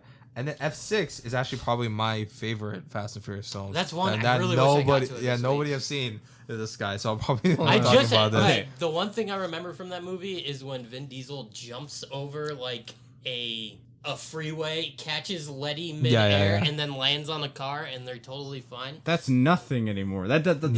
It's That's so nothing. inconsequential. But- They do that like 5 times in this Yeah, movie. I'm okay with that because at this film they established that this is a ridiculous cartoon world. The characters are crazy and weird. Yeah. and then they're at least committing to that fact, right? They make it entertaining and creative. So if, like Fast 6, like the end sequence, it makes no fucking sense. No runway is that long where it goes on for No, 10, 15 no. minutes. But the thing is, I really didn't care at the time because the film doesn't care to be logical. It doesn't. It commits to being illogical, right? And the thing is, it's you could see the action. It's framed well. Everything's littered and it's creative and it's fun So and they do littered. weird different things. There's all these pieces. It's well thought out. The action sequence and that was cool. And then there was the other thing where in F6 where they have the armored cars. So you have like a fucking Mustang versus an armored car, which is hilarious and stupid. But the thing is, they actually did that. They actually had an armored car just like go through the streets of London and stuff like that. And then they also wrapped a lot of storylines in 6 where they had Letty come back and then And then Han left after. and Han that left one. after this, and we Giselle find out dies. Giselle dies, and you find out why Han is like as traumatized as he is. So you resolve that storyline, and then Brian becomes a father, and Brian also deals with the idea of being a fatherhood, but also losing his like old exciting lifestyle, and it's like it wraps everything well. There's enough attention there. There's enough there to keep it from action scene, but the action scenes are, I think, really well done. It's not my favorite style of hand-to-hand fights. Like I prefer, what's it called? I prefer other ones, but for these films, it's enough to get the job done. So, and those are the ones that I think. Like it's like, and this is the question I want to say. What do you think makes? Because you've seen F7, right? Yeah. Yes. Yeah. So, what do you think makes the Justin Lin direct the film? Justin Lin direct the FF film distinct from the others? What makes him like? Okay, that's at least like when you see the technical aspects. He sometimes right, but I really doubt it. But what makes you think like when you watch this film, it's like, okay, so I could tell that this guy directed it compared to the other ones. Like there's something missing in those films that this. I have my own thoughts, but I'm kind of curious what you guys say. I think it goes back to like the editing and the way the driving sequences are shot. They're at least like when the impacts of the cars and everything, you can feel it more. It looks more interesting, I guess, than the other ones. But like, damn, I don't know. They really, even then, I don't think Justin Lin is doing enough. I think he does the most that he can, right? He's just don't do it. He's just he's gonna reject a $10-20 million paycheck. He's like, I can't, for my do kids. something else, You know what I Justin. mean? It's not his fault that the source material sucks. Yeah, no, Yeah. he does the best. Like he has like a knack for these ridiculous shit. You know what I mean? He brings a Yeah. lot to the table. We just don't like these movies. I am never talking about these ever again. The second Okay, we're out can we of get this into one. F9? No. I want it. Talk about it. Okay, so with the premise of F9 is so. Wait, no. Talk about F7, like F7. I don't want to talk about F7. Okay. It's like Okay, okay, well, okay, even the emotional It's stuff Furious of like 7. Paul Walker Furious passing, 7, which yes. I know I'm walking on eggshells now because people were very impacted by that. And again, I watched most of the movies up to that point, and I okay, Paul Walker passed away. That's very sad. Real life, that's a very tragic moment. But it's like, man, I just felt nothing in that moment. Like when he's driving away and he's looking at him one last time, it was like, I think it was I will say it was a classy move by the franchise to send him off that way. Yeah, I agree. I was like, okay, this is done well. I'd say they handled that probably the best, and I give them credit for that. That's probably the most credit I can give them in this fucking franchise. One thing that I really like that they do is they still keep Brian alive in the world. Right? Yeah, They keep do. him alive and like still he's there. happy. He's a and babysitter. he's I don't know. That's a little heartwarming to me. That's- it's that, not- like, I I, do I think did that's cool. something I out do of think that. that's cool. Yeah. Like Yeah. they reference him in the new one. Yeah, obviously. the kids are as safe as they can be there with Brian. Yeah. Like, you know what? Those kids are safe. There's They're an with empty fucking seat. Brian. We're missing somebody. Yeah.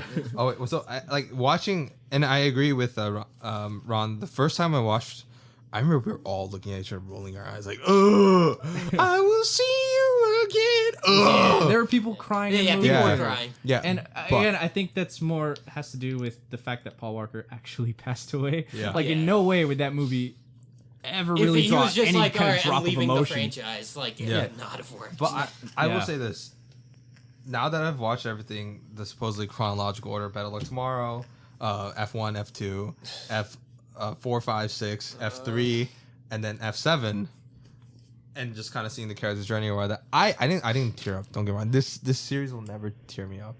But and I'm not saying, and I know it seems like I'm defending this like these series like hardcore and stuff like that. I don't think it's high art, but I just like but I understand the nature of the film, and I think everything except 7 and 8 and 1 and 2 like kind of understands like it's like purpose in the cinema. What's it called? It's it is just like it's there's other- let me finish. Okay. And you say I have bad Sorry taste. about talking to you about Lost throughout the years. I understand. This is So F. Okay, so judgment upon you. This is Dexter. This is BoJack Horseman. This is Lost. This is everything you've put on me. Except those are actually have good stuff in them. Yes. I'm No, sorry. I disagree. Okay. This is what I've done. Well, I disagree that this doesn't have good stuff in it. What's it called? The impact was a little bit better on when I watched the 7th and him leave off. I was like, okay, his character, whatever there is an arc for this one, I actually completed in the 7th one. But okay, let me get into like 7 and like why I do not like 7 and 8, the non-Justin Lin directed films. I absolutely hate F7. What's it called? Because and I like James Wan as director, and I don't think it's his fault. He went on record saying he didn't get to do exactly what he wanted. If you watch Aquaman, where he had full creative control, it's like night and day difference compared to like how he handles like action sequences. I would rather watch Aquaman all day than watch Yeah. another one of these fucking movies. So it's like it's one they've taken back some of the things Justin Lin introduced, which is like practical effects in these car sequences. They've taken back a lot of it, and then also like some of the cool things he does, like attaching cameras on cars to get like a POV shot of the cars, or having like this nice crane and thing to follow it. Instead, you got this like it almost looks like a guy's just holding a camera in a car, and it's like the camera's shaking the entire time. That's probably what happened. Yeah, exactly. That's what I'm saying. And then sometimes the car's not even in the frame, right? I'm just like, trees are in the frame. Trees are in a car chase frame. Trees. Oh fuck. It's like the stuff. The only thing that I liked about this franchise is the creative action sequences, the rail frame. What's it called, the entertaining aspect of it, but it wasn't, because when I can't even see the cars, when I can't even see the fucking people, how the fuck can I enjoy a thing? But instead, all I'm seeing is fucking trees in a fucking action sequence. And what's it called? And also on top of that, a lot more CGI, way more CGI, especially the Abu Dhabi sequence in F7, where you have the cars going in between buildings and stuff. Obviously, that doesn't make sense. You probably have to use some CGI. But then not to get too much in F9, but that one scene where with the magnets. Yeah. And I think Ramsey, Nathaniel Emmanuel's character, uses the magnets to capture Jacob's car. That was actually 90% practical. They used 8 months of prep work to combine the practical plates and also the CGI plates, and it looks a lot better, and it's creative, and it looks nice. It's a nice visual shot, and the car's in the fucking center frame, because when you have a car shot, you should have a car in your fucking shot, not fucking trees. Oh my god! I will say that, Yeah. in F9, when they had the magnet cars things, the literal super cars, Yeah. I was like, okay, let's see what they can do with this. And that one scene where they pulled the car through another fucking building to land there, it happened to be the perfect car. They didn't get anything else.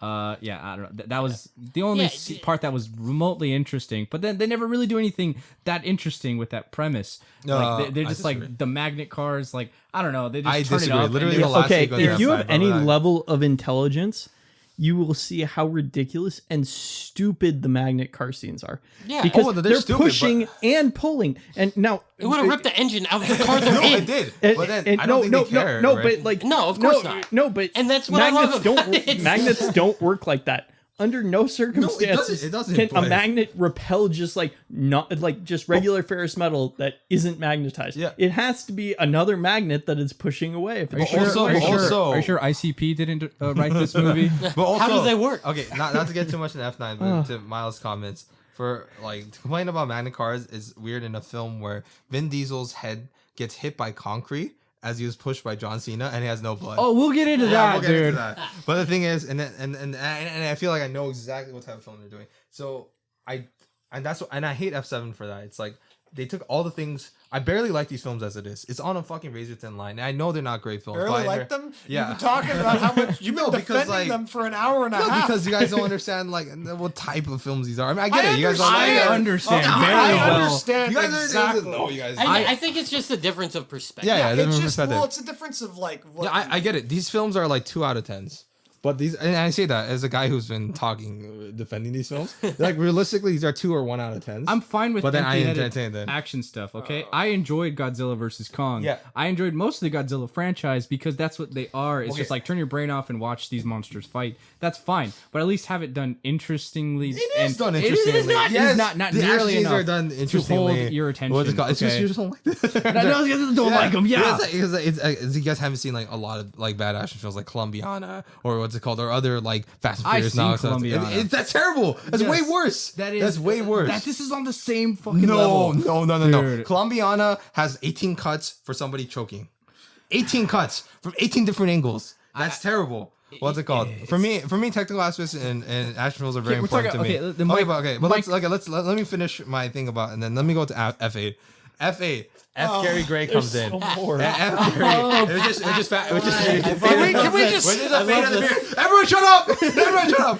This is Fate of the these movies are awful. Fate of the Furious. I did not like that one a lot. The Cuban one, the Cuban Mile, a little bit better. Should be a Oh, lawyer. dude, that What's was it the called? best race Yeah. in the entire history of the Stupid. franchise. But then, what's it called? But then, once again, a little too much CGI in that one.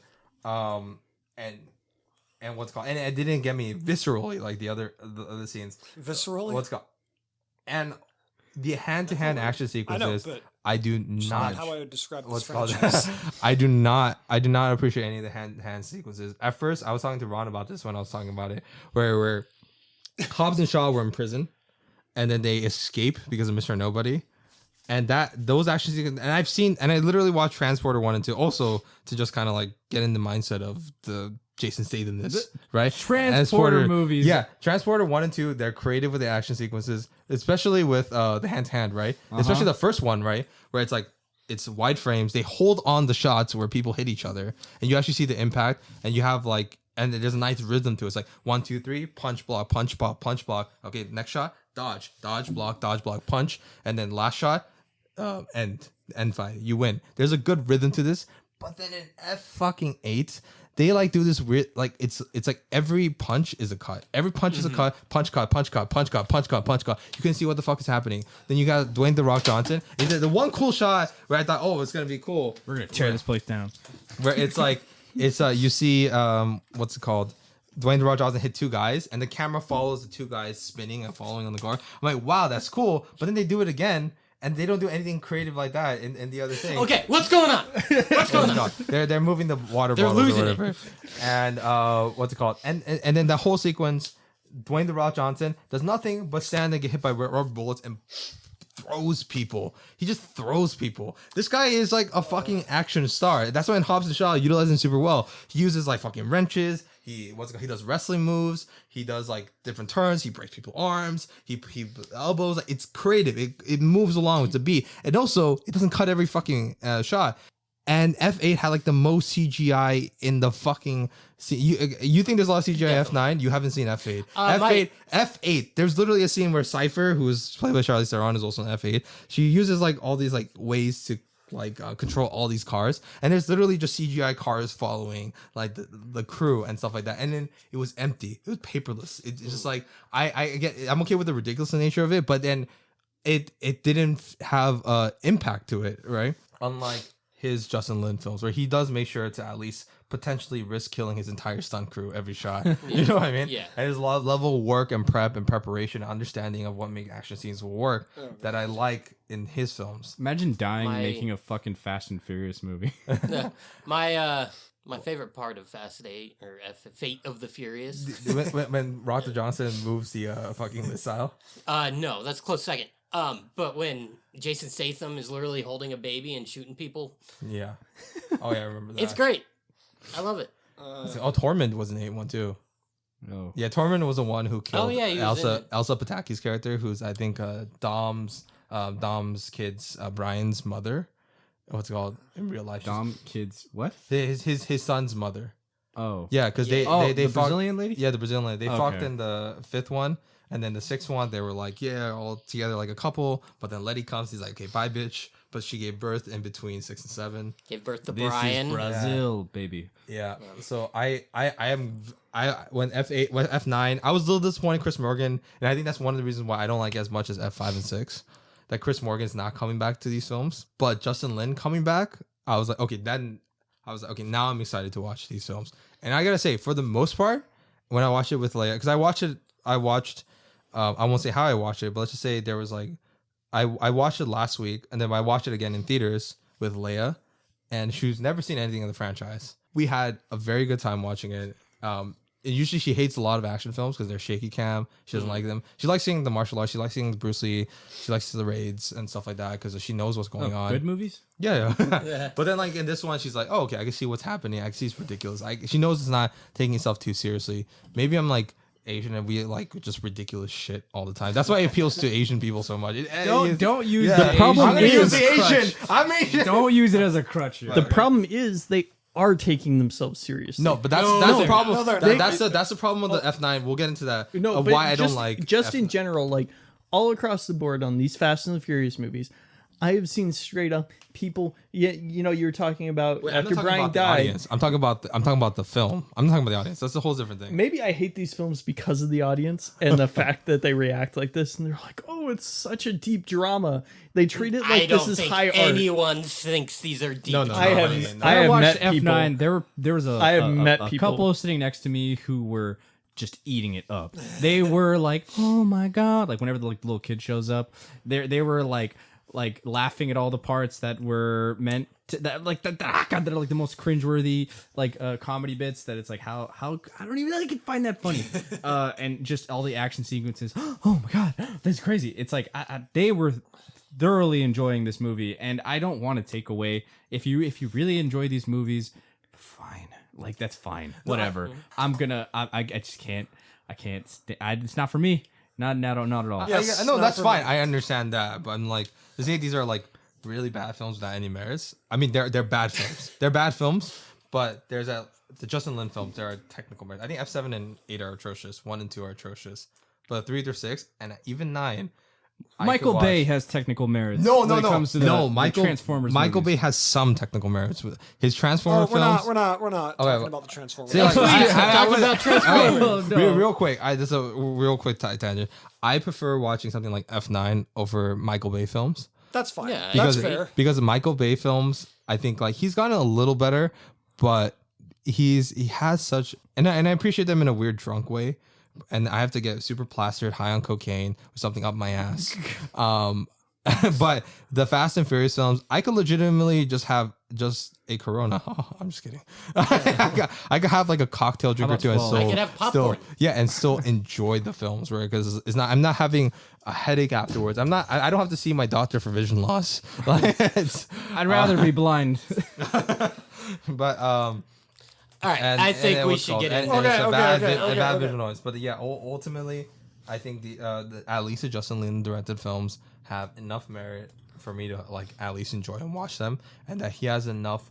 He has a genuine passion for the series, and he has the technical expertise to make these over the top action sequences work, unlike Fair. the other ones.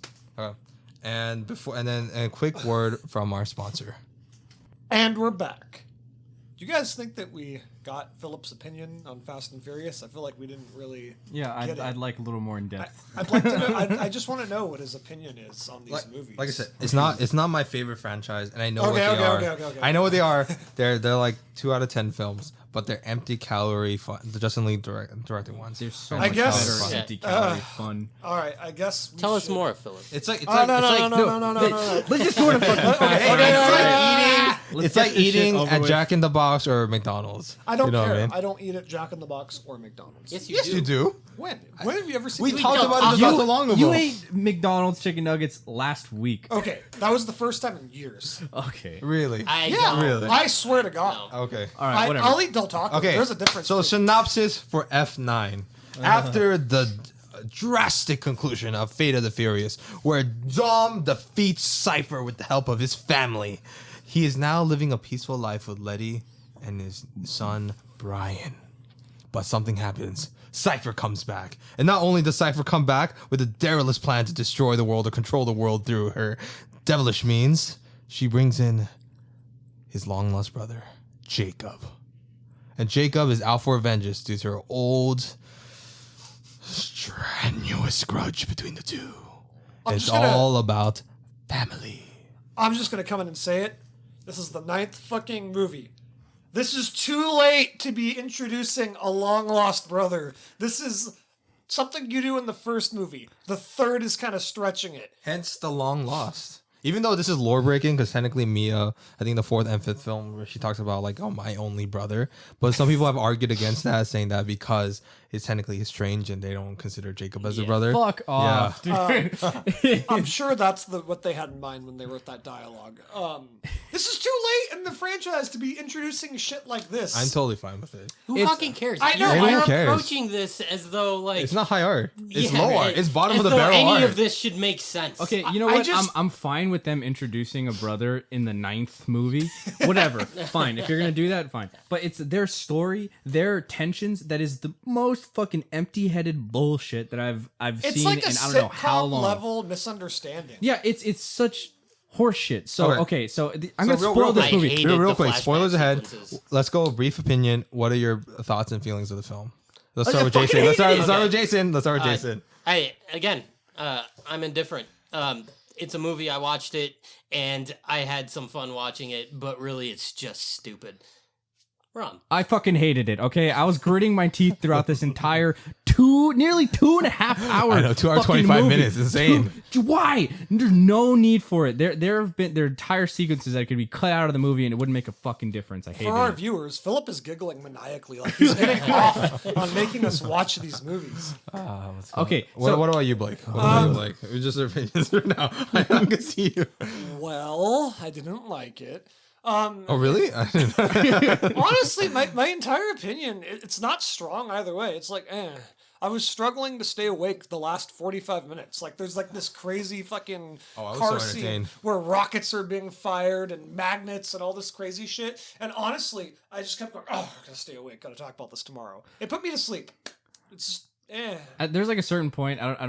It was like an hour into the movie, but like I was watching. I was like, man, this we've had to at least gone past like the hour and a half mark, and I looked at the clock and I was like, God, it's not even an hour. There's What still point were so you much at? What more. point were you I at? don't even remember. I don't remember. Most of it was a fucking fever dream. Like I was like just losing my mind, and then like I'm like, there's still. How is there so much more to this right now? It's okay. The thing is with the Charlize Theron, her character Cypher coming back, Yes. right? But isn't she already captured by the time they No, like she reach wasn't. her? In Fate of the Furious, when Deckard and Owen Shaw come in to rescue Brian, what's it called? They manage to kill everybody, but by the time Cypher comes in, she has a shitty line where she says, "Okay, but only one of us has a parachute," and she escapes with the parachute. No, I'm talking about this movie. In this movie, when Well, they no, this introduce her, movie- she's already in that. We're gonna go back to what me and Villain Blake. Yeah, Glass. we've talked about this before, like off the podcast, about villains being captured in glass, and then like just being like, like smug as fuck as like the character gets to interact with Well, them. fuck, But dude. the thing is, the actual main characters, the protagonists of this movie, never interact with her. Like really at all. Like they never actually have any FaceTime. Well, John okay. Cena does, but he doesn't have any fucking history with her. Well, okay, because here's the fucking thing. The second I saw her in the glass, I don't know these characters that well. I've only seen a few fucking movies. I asked my friend that I went to see this movie, I said, hey, this brother thing, this was like established in like the last one, right? And he's like, I don't know. Wait, you didn't know that before we went to the movie? What? They were watching Fast 9? What about, I didn't know what. The brothers not being established and stuff like that? I asked my friend, like, after the movie, I was like, was this established prior, or is this literally the first time we're hearing of this? He's like, oh yeah, it's the first time we're hearing You of guys this. should have done your research while watching this Anyways, film. let me get to my point. It wouldn't Let me have get mattered. let me get to my point. I'm not saying it would have, if I had your opinion, but... The second I saw the villain in the glass and she's like manipulating both the fucking Otto and Jacob. Otto and Jacob, I was like, okay, so she's going to betray both of them at the end and be the real threat. And they kind of do that like in a half-baked manner. But the fact that I can look at a single visual clue and just know how the rest of the movie is going to play out is a problem. I think it's fine because you know why? Everything happens exactly as you know it's going to. If you've Yes. seen 5 movies. You'll know. It's okay, like just the main premise of like the long lost brother thing. So dumb. Like it's just the fact that like it's a comical misunderstanding, and the idea, the whole thing of like, okay, he didn't want he'd rather his brother. Okay, so spoilers if you haven't, it doesn't fucking matter. Whatever. I don't give a shit. I don't give a shit. Okay, so like it's the dad dies in a car accident in a flaming wreck, and it's really sad. And I do remember that from the first movie, being like, oh wow, that really sucks. That's very sad for you, Dom. I'm sorry. But in the premise now is that he tried to lose the race on purpose because he had gambling debts. Why couldn't he just slow down? Yeah. No, because it looks like too obvious. What's it called? You could figure some Also, shit this out. You film don't tell is me that like- like any racers Also, have ever this thrown guy- a race Pop a before. tire. This I guy- don't fucking know. this Like, guy- they don't establish the father as a smart guy. Oh You know no, what I mean? they don't. Not at all. they did in Fast Because- 5. They said he was the greatest fucking person ever. No, that's Dom talking about his dad. Okay, but the thing is, it's like the reality of what he's trying. What's his brother's name? Jacob. He's Jacob. trying to shield. Jacob Toretto. He's trying to shield Dom's view of his father because he thinks he's so great. It turns out his father's dumb as shit because he let like a 15-year-old rig his car to explode, or not supposed to explode, but just rig his car to explode on that's a because race. of, like, So I then, do- rather than him thinking that his dad died a tragic accidental death, he'd rather him think that he murdered his own father, ripped apart their family over a stupid misunderstanding, and rather than Vin That's, ever like that's what I mean. It's like in a fucking sitcom. Getting too about that. Okay, It's like in a fucking sitcom and I don't- when someone fundamentally misunderstands something, and instead of just explaining it, it causes contrived drama. It's It's so understand that. fucking dumb. But I understand. I do understand that. You better have a fucking miracle. What's it called? But I do understand that, and it's bad. I think it's a flaw in the writing. This is the first Fast and Furious film since Too Fast, Too Furious, where it wasn't written by Chris Morgan. It's written by Daniel Casey. It says Justin Lin, but he's probably just there. Like his writing credits, like, okay, I want Magna cars. And Yeah. I want this. Like he probably like because he talked about where like he's mostly there in the story meetings to kind of like do the action sequences. Because him probably is like, I just want to have fun. I want to create some cool action sequences, and I want to get paid $20 million or $10 million and come back home and invest this in the stock market. Like Okay, and then what's it All called? on Doge. 'Cause, like you see, like I would he's rather his brother been like an actual killer or yeah. murderer or been something bad, but Yeah. no, it's No, just no. like he was just No, like but that's the way there these is. movies always Yeah, go. yeah, yeah. If a villain is set up, aside from like maybe Cypher, they're going to become part of the team. Oh no, She's like, gonna be no, part of the except- team. I except- guarantee you, except- she will be part no, of the no, team. she won't. She won't. She's gonna be the villain for F10 apparently, And she's gonna be the good guy by the end or something. I think she's gonna team up with the Shaw's dads. As they're trying Yeah. to like colonize other planets with their rocket cars. You know what? she's I'm gonna- totally she's okay. gonna I'm be, totally like- okay. Yeah, Ludacris is going to be terraforming Mars. Yeah, okay. Let's go back to They let's go have back to Blake's comment about that and your comment about that. They have a Jeep So- tracker that's like ripping, like it's gonna be helping farm on Mars. Yeah. So I guess their justification for that is that technically, Jacob didn't think that Dom knew it was rigged and that it was murder. That was a complete accident until he got out of prison. And when Jacob actually just found out that Dom figured out that Jacob rigged the car, then they immediately went into the race with no explanation. Yeah. And then he just drove off because Rather Dom than just like didn't pulling, want to hear. rather than pulling his brother aside and being like, "Hey man, you got some explaining to do," or "Hey buddy, what happened here?" He calls him out in front of like a group of a bunch of fucking teenagers. But then Dom, we established he is not an emotionally rational person. He's not very logical. He's like, he uses a rope to sling around a mountain, and so he's not a logical person. He's kind of probably there's an argument to say he's virtually insane, right? Yeah. And then- so like, okay, it makes sense why that character would do something like that. Like, I only know how to solve this one way: Racing and driving. violence. Yeah, Yeah. I'm gonna race you, bitch. So it's like, I understand why that happened and then how that came by. That I didn't have a problem with that because even though it's stupid, to be honest, but it created a series of sequences that made it so stupid. The Stupid fun. is putting it Yeah, lightly. it's what's it called? So it's fine. That's not even my biggest problem with the films. Okay, let's. Can we talk about how young Dom doesn't look anything like He doesn't. old That Dom? does not grow up to be Vin Diesel. They do not look anything like each other either. He's like, "Oh, you know what? You guys kind of look familiar because they're fucking bald." They're bald. Yeah, But I he's say like, that- "You have the same chin." I'll say- Not at all. I'll say this about that young guy. He's better actor than Vin Diesel. He what's it called? I think Oh, he's like, I hate it. Sorry, real quick. When his dad died and they were like showing him like crying on the sideline, he had to scream, "That's my dad!" So I know, everyone that's so knew. bad. Like, Yeah. who didn't figure that out? I like how he's been wearing the same outfit for 20 years. 20 years. Yeah. I say that. I Just said a that. white That guy, shirt. that young to, actor. They cut to him later See, they're fixing cartoon up. characters. Yeah, he's fixing up the tractor, wearing the exact same. And he like, meets the fucking shirt. duo from Fast Five in the prison. yeah. yeah. And they're the ones who tell him how his brother did it. They're like, "Don't do that. The car won't work." He's like, "That's what my brother did." Yeah, and it resolves why he beat, because in the Fast films they always talk about how he beat Kenny Linder like to the inch of his life with a wrench. Yeah. And it's because what's it called? And I guess Kenny Linder is kind of one of the reasons why the accident became exasperated and exploded, because he like kind of hit his car tail end. But yeah, I mean, like, at least it somehow resolved questions that we never had or never cared for to understand about the film. But look, and I give the props for the young actor. I think it's Vinny Bennett. He gets the mannerisms right, the like kind of the voice and stuff. He does the best with his good-looking face. That like do the Vin Diesel impression. Oh, okay. Can we talk about the McMuffin in this movie? It's the wannabe McGuffin. Oh, you mean like, Ares? No. Oh, Ares. Yeah. Her and the stupid Infinity Stone thing that they're carrying. Yeah, okay.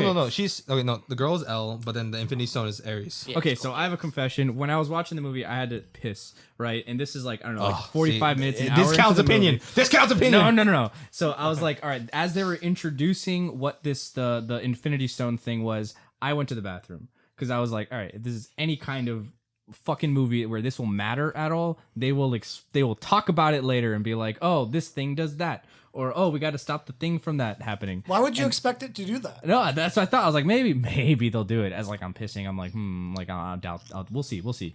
I didn't know what the McMuffin did, and it didn't fucking matter. At the very end, it's like they're just like, oh, we got to stop that satellite. And it's so why? brief context to Ron's pissing story. Who cares? Where it's what's called. So basically, Cypher, Otto, Jacob, they want to find this object created by a Japanese couple or whatever, called Ares, and it's two halves of like this weird hexagonal cube that if you get uploaded to a satellite, you get to control all the weapon systems throughout the world. And the only people that can activate the activation key is the Japanese couple and their daughter Elle. Right. So that's why Mr. Nobody, and we're gonna get into this. We have this in our notes. God. What's it called? Mr. Nobody gets Han right in between the events of Fast 6 and Fast 3 to work for him and to take care of Elle, right, and get the device. So yeah, that's this. It gets convoluted. It's a plot. Really? That's really stupid. So okay, Fast and Furious movies convoluted. yeah. Okay. So let's go right into the big elephant on the table. How do you guys feel about Han's resurrection? Was his narrative choice justified? Did his resurrection break Fast and Furious canon and lore? Did you guys think his presence justified a potentially canon-breaking appearance? No. Who cares? Yeah, Who cares? That's my answer. Like Who they the fuck brought cares? back the best character in Yes, the series. I agree. I'm fine with it. I don't fucking care how they did it. No. Who cares about how they do things in this movie? It's somehow for what's it called? Somehow I feel like you guys like take this film too seriously. You know what I mean? Like you guys don't understand that is empty calorie bullshit that with some well filmed action sequences. there is stuff to be enjoyed about empty calorie bullshit. You should have had like 3 Coronas, 3 tequilas, 10 cocktails. I should have. Yeah. I should have. plastered. I really regret not being trashed while watching these fucking. Can we movies. talk about how fucking long the first action scene is? Yeah. It's like 30 minutes long. Oh, I was Dude, good with when that. they were going through that I was okay with minefield, that. I was like, all right, fucking relax. That's Like, the how long is problem. it done? That's the problem, and that's why I talk about it like the Transformers movies, because you come numb to it. It's no longer like entertaining. The explosions, driving, crashing, whatever. Like it just. I was still creates a entertained. haze. It's like I I was- don't care. This I anymore. was movie still entertained. makes you try to care. Like, I was so bored that I was trying to get into the brother subplot. I was like, Okay. I Why did agree you with do that. that? Why? That's Because I I don't know want why. something to give Why? a fuck about We in told the you many movie I'm times. watching. Okay, for our viewers, Blake has this thing. We tell him something, but he does the exact opposite. right. We tell him you should not care. Turn off your battery. Get drunk and plastered. Maybe get a little bit of high. Stick cocaine up your ass and watch the film. I just He did none of that. Why is it always up the ass? I have a fascination with the asshole. I need something to hold on to if I'm watching a movie. What the fuck is even going on? You know what the one thing that had me engaged was at the very beginning. Oh, by the way, this movie just fucking starts. Like, there's like 2 seconds of like him living at his house, and then they're like, oh, we got another thing. And then he's like, okay. There's a whole thing where he tells Michelle Rodriguez, like, you know, Brian got out once he became parents. Yeah. And then she's like, we're not him. And then he's like, all right, sounds good to me. And I'm No, like, just that's not stay what with your happened. children. He, Yeah. he Oh, wait. went because he knew his brother was a part of it. Exactly. That's the why only he reason why he Yeah, went. See, but I see? still just think that Yeah. that's the irresponsible move. Just be a parent. What if you die? Who's going to take care of your kids? Yeah, Brian, seriously. Brian, takes care of Brian the- will. Brian, they Forever? said Brian takes care of the kids. Yeah, Brian, you know, Yeah, immortal but Brian. I don't Okay, know, man. okay, wait. I by the way. think I Just gonna dump your kid on some And dude. also That the all thing the is, Dexter. these stakes. Don't try to what's it called? rationalize it. Yeah, I also have think to. about it. It's the If way he my brain didn't works. stop, if he It's the didn't way stop my brain Jacob works. and Otto and Cypher from getting Ares, then the world would have been fucked with the entire weapon control system to completely decimate the entire planet. So it's up to Vin Diesel for the rest of time. Yes, Yes, Vin that's Diesel. why it's a Wait, movie, That's why. Blake. That's why. Okay, if you look at the nose, Vin Jesus, which I will get to in a minute. Okay, but first answer my question. What are your opinions on Han, and how do you think about where they brought him back? I don't give a fuck. I'm with Jason, whatever. What's they, it could, called? they could resurrect anyone. Who cares? Yeah, but do you guys think? Well, okay, what about you? How did you think about the explanation they gave? I mean, okay, it just okay. There's like the small moments that I've ever cared about this franchise was Han, and his death was like actually sad, you know, for me. And so I don't know, them bringing him back. It's like, again, it got to the point where I'm like, I also don't really even care. I was like, they did it in such a lazy way too. Oh, I know. It's a That's- hologram. Yeah, which that's makes what, no sense. That's what bugged the shit out of me too. It's like, fine, if you're gonna bring him back, at least give me some kind of interesting reason or something to make yeah, it like. he doesn't do it that much in this film. No, it's like, oh, he's back, and then Han is just there. Like, he doesn't add anything. He really doesn't. Well, no, I other think than he that, still his adds his familiar like, presence face. and stuff. Like, No, I no, do. I it's not like his presence. just Han It's- being there. I'll be honest. He's my favorite character. I agree. I disagree because it's There's Han like killing him, just literally eating snacks and acting cool in the corner. I'm like, fuck yeah, Yeah. I'm like, No, fuck man. yeah, Han. He doesn't even say anything See, cool. He doesn't it just- do you should- anything cool. Dom should somehow die. It should just be Han. I'm talking about literally just make Han the fucking main character. Yeah, fine. Make him do stuff then, Yeah. because he was just there. He did have one action scene when he was like, you know, what's called with the guy, and he was opening his thing, and he got the bomb, and he got it out. I'm assuming his next film, which is gonna probably be called FX, Justice for Han. I was cracking up when they're in Japan and they're just sitting at some random like restaurant eating like ramen or some shit, and then they're just like, huh. What?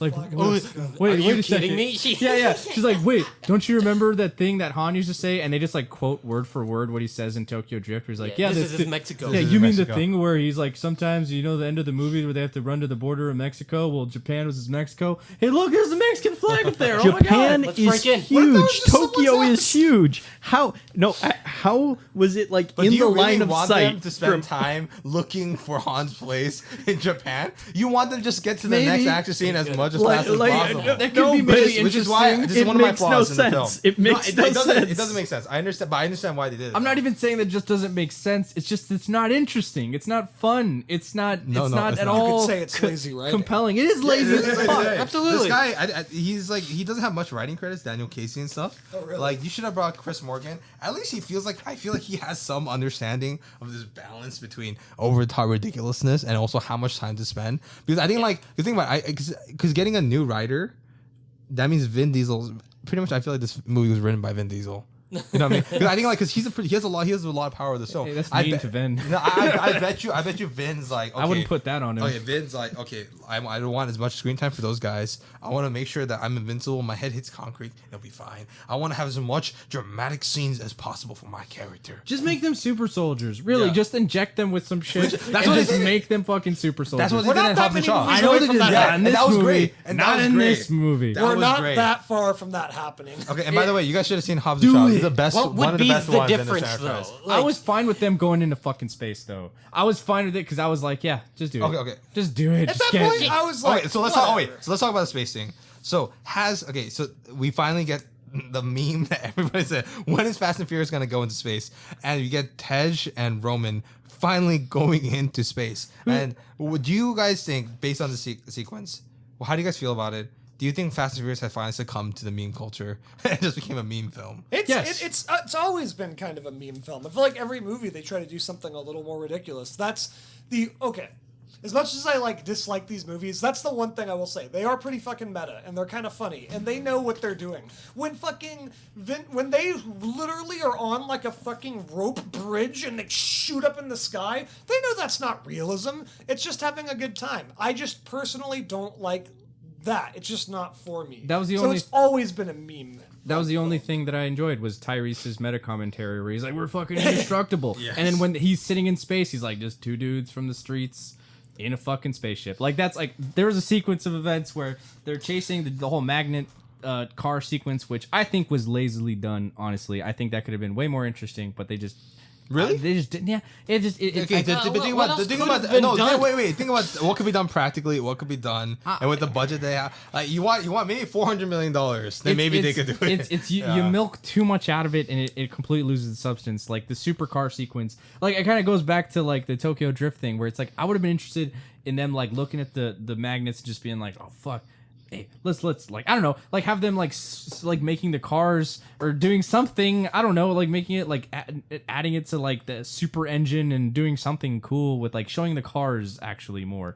And then I don't know, but the part when they're actually So you want to add like, an extra 30 minutes to this? No, Okay, don't I cut see. it out from I all the see, other I see. bullshit. I'm okay with that. But- 3 hour Fast and Furious. But like, there's a sequence where after they catch John Cena with his car, and then later when he like nudges a car that's flipping through the streets to like act as a buffer to help soften John Cena's landing as he bounces off a rolling Yes, I car know, and he's I love okay. that. Yeah, and then they cut to a scene where like Tyrese Gibson and Ludacris are in fucking space in a Pontiac. Like I don't know, that part I couldn't help but like smile. I was like, all right. Yeah, I think that was great. I was like, okay, If they're gonna go to space, man, let's just start doing space races. yeah, Why not? this is fine. Fuck it. Like, you know what? Do you This think is- Tej and Roman were the this right is- people to send to space?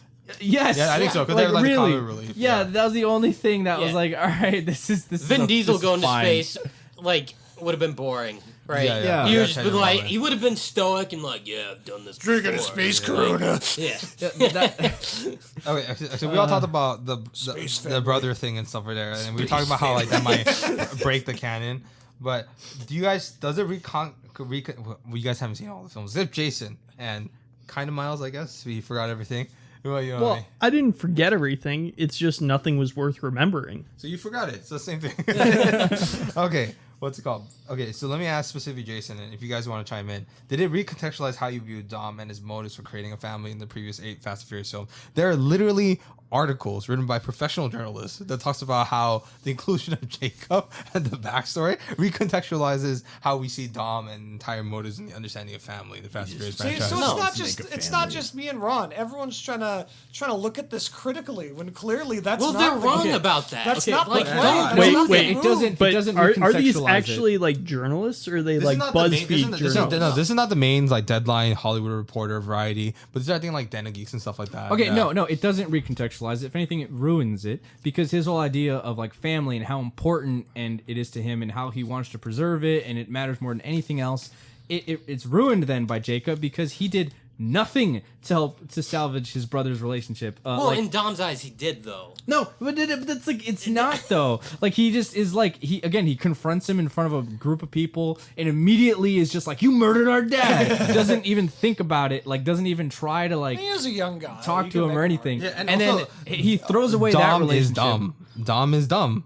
Dom is dumb. He is dumb. Dom I is dumb. hate to defend this movie. He is a young guy, and he's probably really emotional. So now it's on him that he hasn't. father. and also He it's just, just- he just lost his father, right? His huge part of his family is gone, and then all he's got left is his brother and his sister. And then rather than try to do anything to salvage that relationship, he completely throws his brother away. If anything, it's more on Jacob because Jacob refused to fucking tell him what actually happened. Because of He- stupid yeah, that's promise. true. He's an Stupid idiot. promise Like, to the dad. Just Yeah. the I don't Torettos are care. fucking idiots. No, they are. The Torettos are idiots. Like That- he allowed Dom to assume that he killed their father. That's on Jacob. That's not on Dom. So when Dom's like, I want to create my own fucking family who will not betray me and will not kill my father, I get it. It works. It's Yeah, just like I understand there's that. zero motivation for him to have killed his dad. If they had something set up where it's like, Well, no, he oh, wasn't purposely trying to kill the dad. I know. Yeah. But I'm saying, but in Dom's eyes, he just thought that his brother just out of the some blue But once for again, no reason once decided again, just to this is all murder his within father. his character. Dom is dumb. No, Dom is dumb. He's never been established as he knows how to do heists. But okay, has they ever established him as a super smart character, emotionally rational? Have they ever done that? Have they ever done that? Have they ever made him emotionally rational? It's not consistent hate- with his stupid character. They're at least consistent. Okay, you I gotta hate say that yes I'm or trying no. to rationalize the plot. Yes of or this no? movie. Yes or no? Is it consistent with how stupid his character has been in the past and how emotionally irrational he is? I would think that a character who cares this much about his family and it wants to preserve it as much as possible. How many times did Vince betray them in Fast Five? 3 fucking times. Okay, Brian betrayed them, right? And he forgives him. Right, but it took like But because- 4 or 5 films, and also Yeah, he came back in. yeah, At the end of the fourth one, they finally reconcile. yeah, and also on top of that, Brian also gives Vin Diesel his freedom. And also, Right. Brian didn't kill his dad. Yeah. On top of that, and also he was a little older and stuff like that, and he was still stupid. Right? Yeah. He's never been smart. I always thought he was a dumb, insane fucking mental person that could drive cars really well. Like- Has the power of the streets. Yeah, like the part where like he lets Letty escape and then she stands there and watches him fight like 15 guys for 5 yeah. minutes, and it's like, why aren't you escaping? I'd be so He- pissed. He pulled the- on yeah, the chains chains. and brought See, that's what- concrete down. That's what I'm thinking. Like it's like they know what this. I think Justin Lin's like, okay, I seen what this film has become. And then they gave I- him I- his Thanos moment. Sorry, Yeah. do you remember that? Yes, Yeah! okay, let's talk about it. His Vin- psychedelic yeah, moment of Vin- walking through reality of his This is past. where Leia and What I did it cost? we out loud along with other people said Vin Jesus, Vin Jesus Christ. He has become. He's like floating with his arms kind of like Christ. Like he does it, and he has a Vin Jesus moment where he's in the water and he flashbacks to his his childhood and recontextualize. He's recontextualizing his own fucking backstory and trying to do that for us. Say what we will And about at the end, Letty comes as an angel of life, and literally like oh white yeah, silhouette. she like pulls him out of the water like Frodo and fucking Lord How of the did Rings. she even get into that room? How Yeah, far he locked down it. was the water? How far down was the water? Like, Well, how did did she- she get Oh, all the but way did down she there? get to out? get Okay. him out? Four stories. Like Letty is Vin Jesus' wife, so obviously she has some Vin Jesus powers, right? yes. Like at It's the like- end, like a group of people were all talking about this is Vin Jesus right here. all these action movies that are empty calorie shit, which I will put like John Wick and even Wilkes Rambo and like Okay, those John Wick is franchises not empty calories. is those movies like they're protein. indestructible, but at least they get some injuries. You see them like struggling a little bit. That is and, true. And That is it's like something adds to this that creates at least some kind of tension. But there is no tension in any of these movies, Wait, see- or at least this movie. I'm Yeah. just talking about this fucking movie. Yeah. In this movie, there is no tension whatsoever, and the meta commentary is kind of funny, but also deflates it even more. Yeah. It's gone. Like there's nothing of like substance here. No one's dying after you see him like going across a rope bridge by turning his car in such a way that the cable attaches itself to the wheel, and then he flies off onto the side of a canyon and then rolls out and then walks away from it completely unscathed. The tension is gone. Like it's completely gone. So then it's like, why should I fucking care about these movies? And I'm not trying to say it like, yes, I know it's like it's supposed to be ridiculous, but it's like I can't even enjoy it. Like there's there's nothing. The way I see this, like when you're talking about John Wick and what's it called, those type of, or martial arts or raid films or Rambo at Rambo. least. Rambo Those- gets over the those- top and ridiculous, but it's Well, okay, those ones. Right, but those films are lean, mean proteins. You know what I mean? They're like, you know, I'm talking about they're like your chicken breasts. Like they're like your lean beef. But this is like the shitty burger you get at Whataburger at 9 a.m. Yeah. You're Jack in the Box, the like munchies. You feel bad about yourself. Exactly. You feel bad about yourself. You know where this been. It's like the local cashier might have put some ass juice on it, but you're still hungry. You want to just eat it, and after you eat it after, it's like, that was enjoyable. Probably destroyed me a little bit. This is what you consume when you're depressed and you hate yourself. How much money did this movie? At least $350 million so far. Jesus. Yeah, it might be $400 million, I think, which is it's gonna be a come down from Fate of the Furious made $1.25 billion and the Furious 7 made $1.5 billion. So it's not gonna make that much because of pandemic numbers, but honestly, they're seeing like anything close to that as like a big win. Yeah. So. Okay, so one last plot hole, right? So we were talking about Vin Jesus and how they established him as a new Christ figure within this franchise. What's it called? What happened to Mr. Nobody? They completely abandoned that. They're trying to find him and he just disappeared. He got killed. No, he didn't. They didn't on the plane. I thought they that he got killed. Establish that he died because he had no He'll body. be back. Yeah, he's gonna be back. No one's dead. They fake killed him in 7 too. He got shot and then he came back later. Cypher's out. She'll probably find him in the next movie. Yeah. That's weird. And then they have Shia Wiggum, which is great. His character returning back from F4, the guy with the broken nose. Yeah. Yeah, because he always break his nose in they broke his nose in 4, they broke his nose in 6, and now they're breaking. Yeah, that actor actor just permanently broken. That actor has kind of a funky nose in real life, and they wreck the shit out of it even more. Mike, and what do you guys think of Cardi B? Oh gosh! I never heard worse line delivery. They gave her like techno jargon. Cardi to B in say. this movie? You don't know Cardi B? I don't. When Dom gets arrested. Yeah, Dom gets arrested at embassy Interpol. or whatever. That was the dumbest scene ever. He was okay. First of all, how did he know that he was going to get arrested? How did he manipulate it so that those were the people that were hired to Really come good arrest luck. him? Because he's working with the Helen Mirren character. People were annoyed But when they had Shaw's Iggy mom. Azalea say like 3 lines in F9 or Fast 7 or whatever. It was Furious 7, yeah. Furious 7, she says like 3 lines in that movie, and they gave wasn't the 6th one, right? I don't know, but then they gave fucking Cardi B a whole thing and just let her run, and it's fine, whatever, because people are gonna watch that being like, haha, I love Cardi, she's so funny. Yeah, that's literally Leia is the only reason why she agreed to watch this film was because Cardi B was in it. She's part of the problem. Yeah, but she actually was like, she enjoyed the film. She said like, look, she said this film is like -2 out of 10, but she said she has so much fun drinking. So watching it, it was fun. What does this movie say about the human condition? What's it called? Oh, it says we're fucked. We need something like this to survive. Okay, so and one of the problems I have with this movie, and I do have problems. Don't get me wrong. This is still like a 2 out of 10 movie. Like, I know for the audience they think like I love this franchise. I don't. I'm just trying to argue for its existence. It's But why? what's it called? I'm You should be okay. a lawyer, Philip. I'm okay. I'll get into that a bit. But for the things, the tonal changes, right? I think because the lack of Chris Morgan, who understood the balance between super serious Vin Diesel shit, giving him enough of a bone to satisfy producer Vin Diesel. What is it called? But now that he's not gone, you got the new fresh Daniel Casey off the block. Daniel Casey's like, Vin, I'll do whatever you want. Like, you better.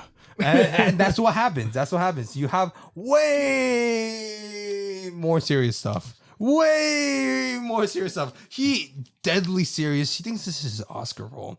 This is a genre. This is his life career defining role. Which That's my I guess it problem is. with it, man. Yeah, Vin Diesel I think is technically the problem, but also I the really lifeblood of the wish franchise. this podcast was video because me and Ron right now look as defeated as the characters at the end of fucking Better Luck Tomorrow. We look like we've just been destroyed. I feel like I murdered somebody and helped hide the body. Yeah. But what I give props to, let's think about the positives of this film, right? It's like I appreciate the action sequences, that this is a huge step up from 7 and 8. The hand-to-hand fight, I think with the Michelle Rodriguez, Jordana Brewster character, I think with just Letty and Mia versus like the assassin stuff. At least that was center frame. You could tell what was going on. You guys see the punches land. That was great.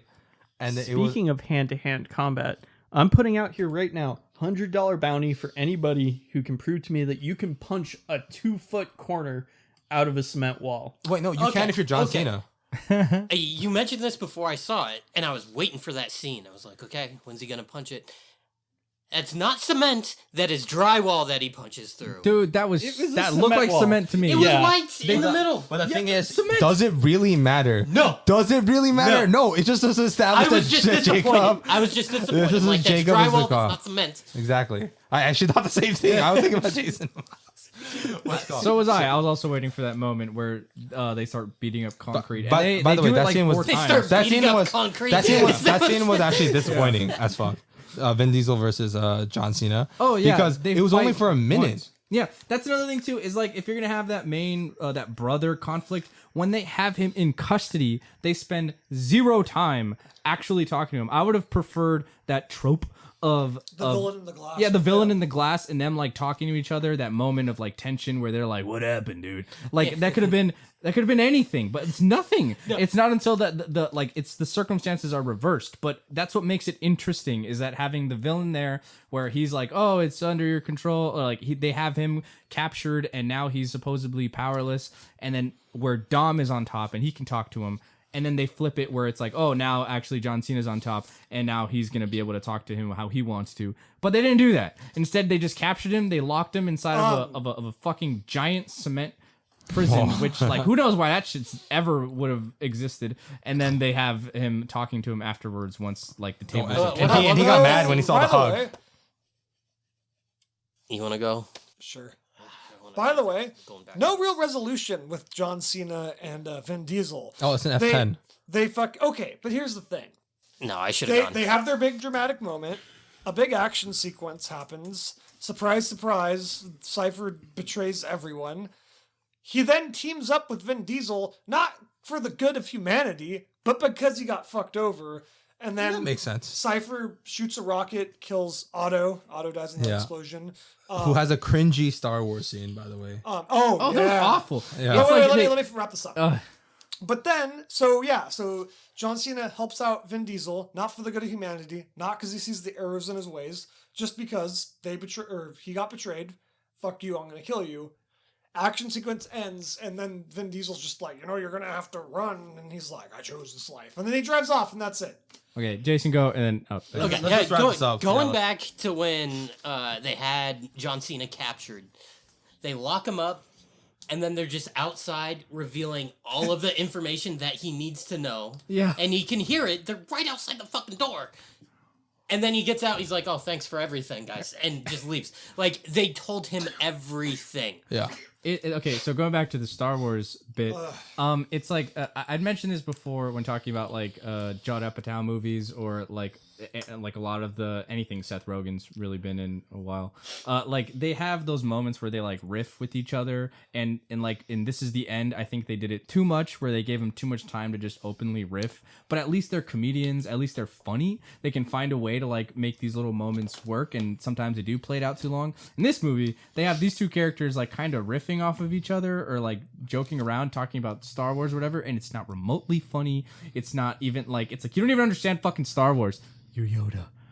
Yoda? Why? Because he's small? Like that's like the most fucking. Because he's a puppet. He's a puppet. Yeah, he's a puppet. It's like that's the like that's the most. I mean, it makes surface sense. level thing. Cypher manipulating the other two villains in this movie is the most like on the nose shit ever. Like at least in like in other villain in the glass examples, like I think a big one is of course Loki or Khan in like Star Hannibal Trek. Lecter. Khan. Yeah, Hannibal, Lecter's the OG. That's the they're absolute best they're one. kind of they are obviously manipulating people, but they're kind of like achieving something as they're doing it. Oh, the other one is the James Bond movie. They do it with Javier Bardem. Yeah. They're kind of playing an act to get something out of it. Like Loki wants to be there, and he technically succeeds in what he does. He's basically just riling everyone up, but he does it in a way that's kind of a switcheroo. You know what I mean? Mm-hmm. In this, she's just fucking with the other two villains. She's like, "You're a puppet." Why is she sitting there in the glass box? Do they establish who did she get captured by? Because she got caught by Mr. Nobody, and Mr. Nobody put her in a glass box, And then they pull her out. and they like, pull that's her when he out. But they don't take crashed at Cypher. the beginning, right? Yeah, but they don't take Cypher out of the glass box. Yeah, assumedly, unless they go in F10, they're like, that's not actually what happened. Where does she go to the bathroom? She probably just like, you know, I don't know, hacks her piss away or something. She probably has a shit bucket. Yeah, she Yeah. probably does. Oh, okay. Yeah, Let's- no, yeah, they let's- actually are selling let's replicas wrap- of the shit bucket let's at wrap the this- AMC theaters right now. They're nice big metal buckets. All right, Yeah. let's wrap this up. I think we went on this too long. What's it called? I don't know why I'm talking so much about a franchise that I don't really even like that Never much. again. Philip, you've used up. We're doing this 7 again when the 10th one comes out. No. Philip, you've I'm used. not even the one who suggested this podcast, so you can't even put that on me. You've You know what I used. mean? I think you can't put it on me. No, we can't. We put it on all of us because we decided because the relevancy of like. I the voted film and against stuff this. is I wanted sick. to talk about Zola. I was against this too. But think wanted about to it. But talk I think about this is Zola. probably. How okay, happy would this that is have probably okay. Wait. Okay. Let's wrap this up. Final thoughts. Blake, you go first. been? What's your rating? Let's go rating. Just go rating. Let's go rating. We gave our thoughts. Brain doesn't compute. Don't care. So shit bucket. It might not be shit bucket. It might be like serious? what's Bargain bin. No, I would never own this. Well, it's shit bucket, bargain bin, on the shelf, streaming, and preserved in the museum. It's I mean, I would put. I think Blu-ray. streaming should go below. Oh, yeah, Yeah. below on the Right. shelf. Yeah. Streaming Streaming is should above. be right above shit bucket. Yeah. No, I I think would- bargain bin. No, bargain think- bin is. Well, you don't No, buy the movie. yeah, though. I would You don't not own buy it. it. But, out of the no, but bargain. streaming you have to pay the subscription. No, yeah. no, no, streaming with okay. ads. Yeah, Streaming get with other ads. Free with ads. You Yeah, can go on free with YouTube ads, and yeah. watch movies free with ads. my That's not a real rating- thing. It should be just my streaming. rating Okay. is that It's the just streaming. second we're done recording this, I'm literally never gonna think about it ever again. Okay. So you're streaming. No. Fuck it. Shit bucket. Fine. Okay. What about you? Shit bucket. Absolutely. This belongs in there. It lives there. Okay. What about you, Miles? I have turned this into the shit bucket. There was a limited edition popcorn bucket that you could get at AMC for these movies, and I bought it, and there's a big fucking shit bucket label on it now. So our official shit bucket shit is a bucket. Fast 9 Okay. shit bucket. What about you? Whatever. I stream it. I'll probably watch it again. Maybe. Like So I don't. streaming? I'd stream it. If there's a moment in time where I don't know what to do with my day and it's on Netflix or whatever, fuck it. And this is the first time Um, in podcast history where I say 2 back to back, preserved in a museum. I'm just kidding. I just said that. I'm sorry to cut you off. No, it's fine. Yeah. I was done. All right. I just don't care about these movies. Yeah, for me it's I'm saying that's not preserved in the museum. I'm just kidding. For me it's bargain bin. It's slightly above streaming because I'm kind of curious to see like the behind the scenes and stuff like that, how they made it and stuff. And that's it. Watch Good Luck Tomorrow. It's Better luck tomorrow. Better Luck Tomorrow, Better Luck please. Tomorrow is actually a really, really great film. If we didn't talk okay. about Jason, no. If we didn't talk about Better Luck Tomorrow, I would have lost it today. At least I had that. Yeah. At least. Can I throw in one really quick side tangent? It'll take 2 seconds. Better be. This is really irrelevant, but I just want to talk about Time's it. up. They shot at the First Street Bridge, which, of course, a lot of movies have shot at the First Street Bridge. In fact, me and Jason almost shot a short film on the First Street Bridge. That's something I used to think is really cool, but this is how I know I'm becoming an adult. Now when I see the First Street Bridge in movies, I'm like, oh man, I bet you they had to shut that down and traffic was fucked. Well, First Street Bridge is gone now. Oh, is it? Yeah, Since when? they make it into like some new bridge that honestly looks like it's gonna be shitty, which is really sad because I think First that Street Bridge is like iconic LA shit. absolutely there are still other similar bridges. I forget. There's They're, another like, bridge. second and There third, is like- another bridge like Yeah. really close to it that looks pretty identical. Yeah, there's a couple of them that look similar, so it's not completely gone, but they are remaking it, and it looks. I don't know. I'm not a fan of it. It's got like big arches, but it looks shitty. They I don't could've know. done I'm an better. adult now. Now I see them like, oh, Okay. All right, let's talk Okay. about Yeah, that. yeah, So, let's you guys, forget it. Thank you guys for listening. We will see you guys next week when we talk about our next films and our next Transformers. insane topics. Not thank you guys- Transformers. And thank you guys, and just have a clue, movie review, and have a good night. Love you. Thanks, guys. I love you. Bye. I love you.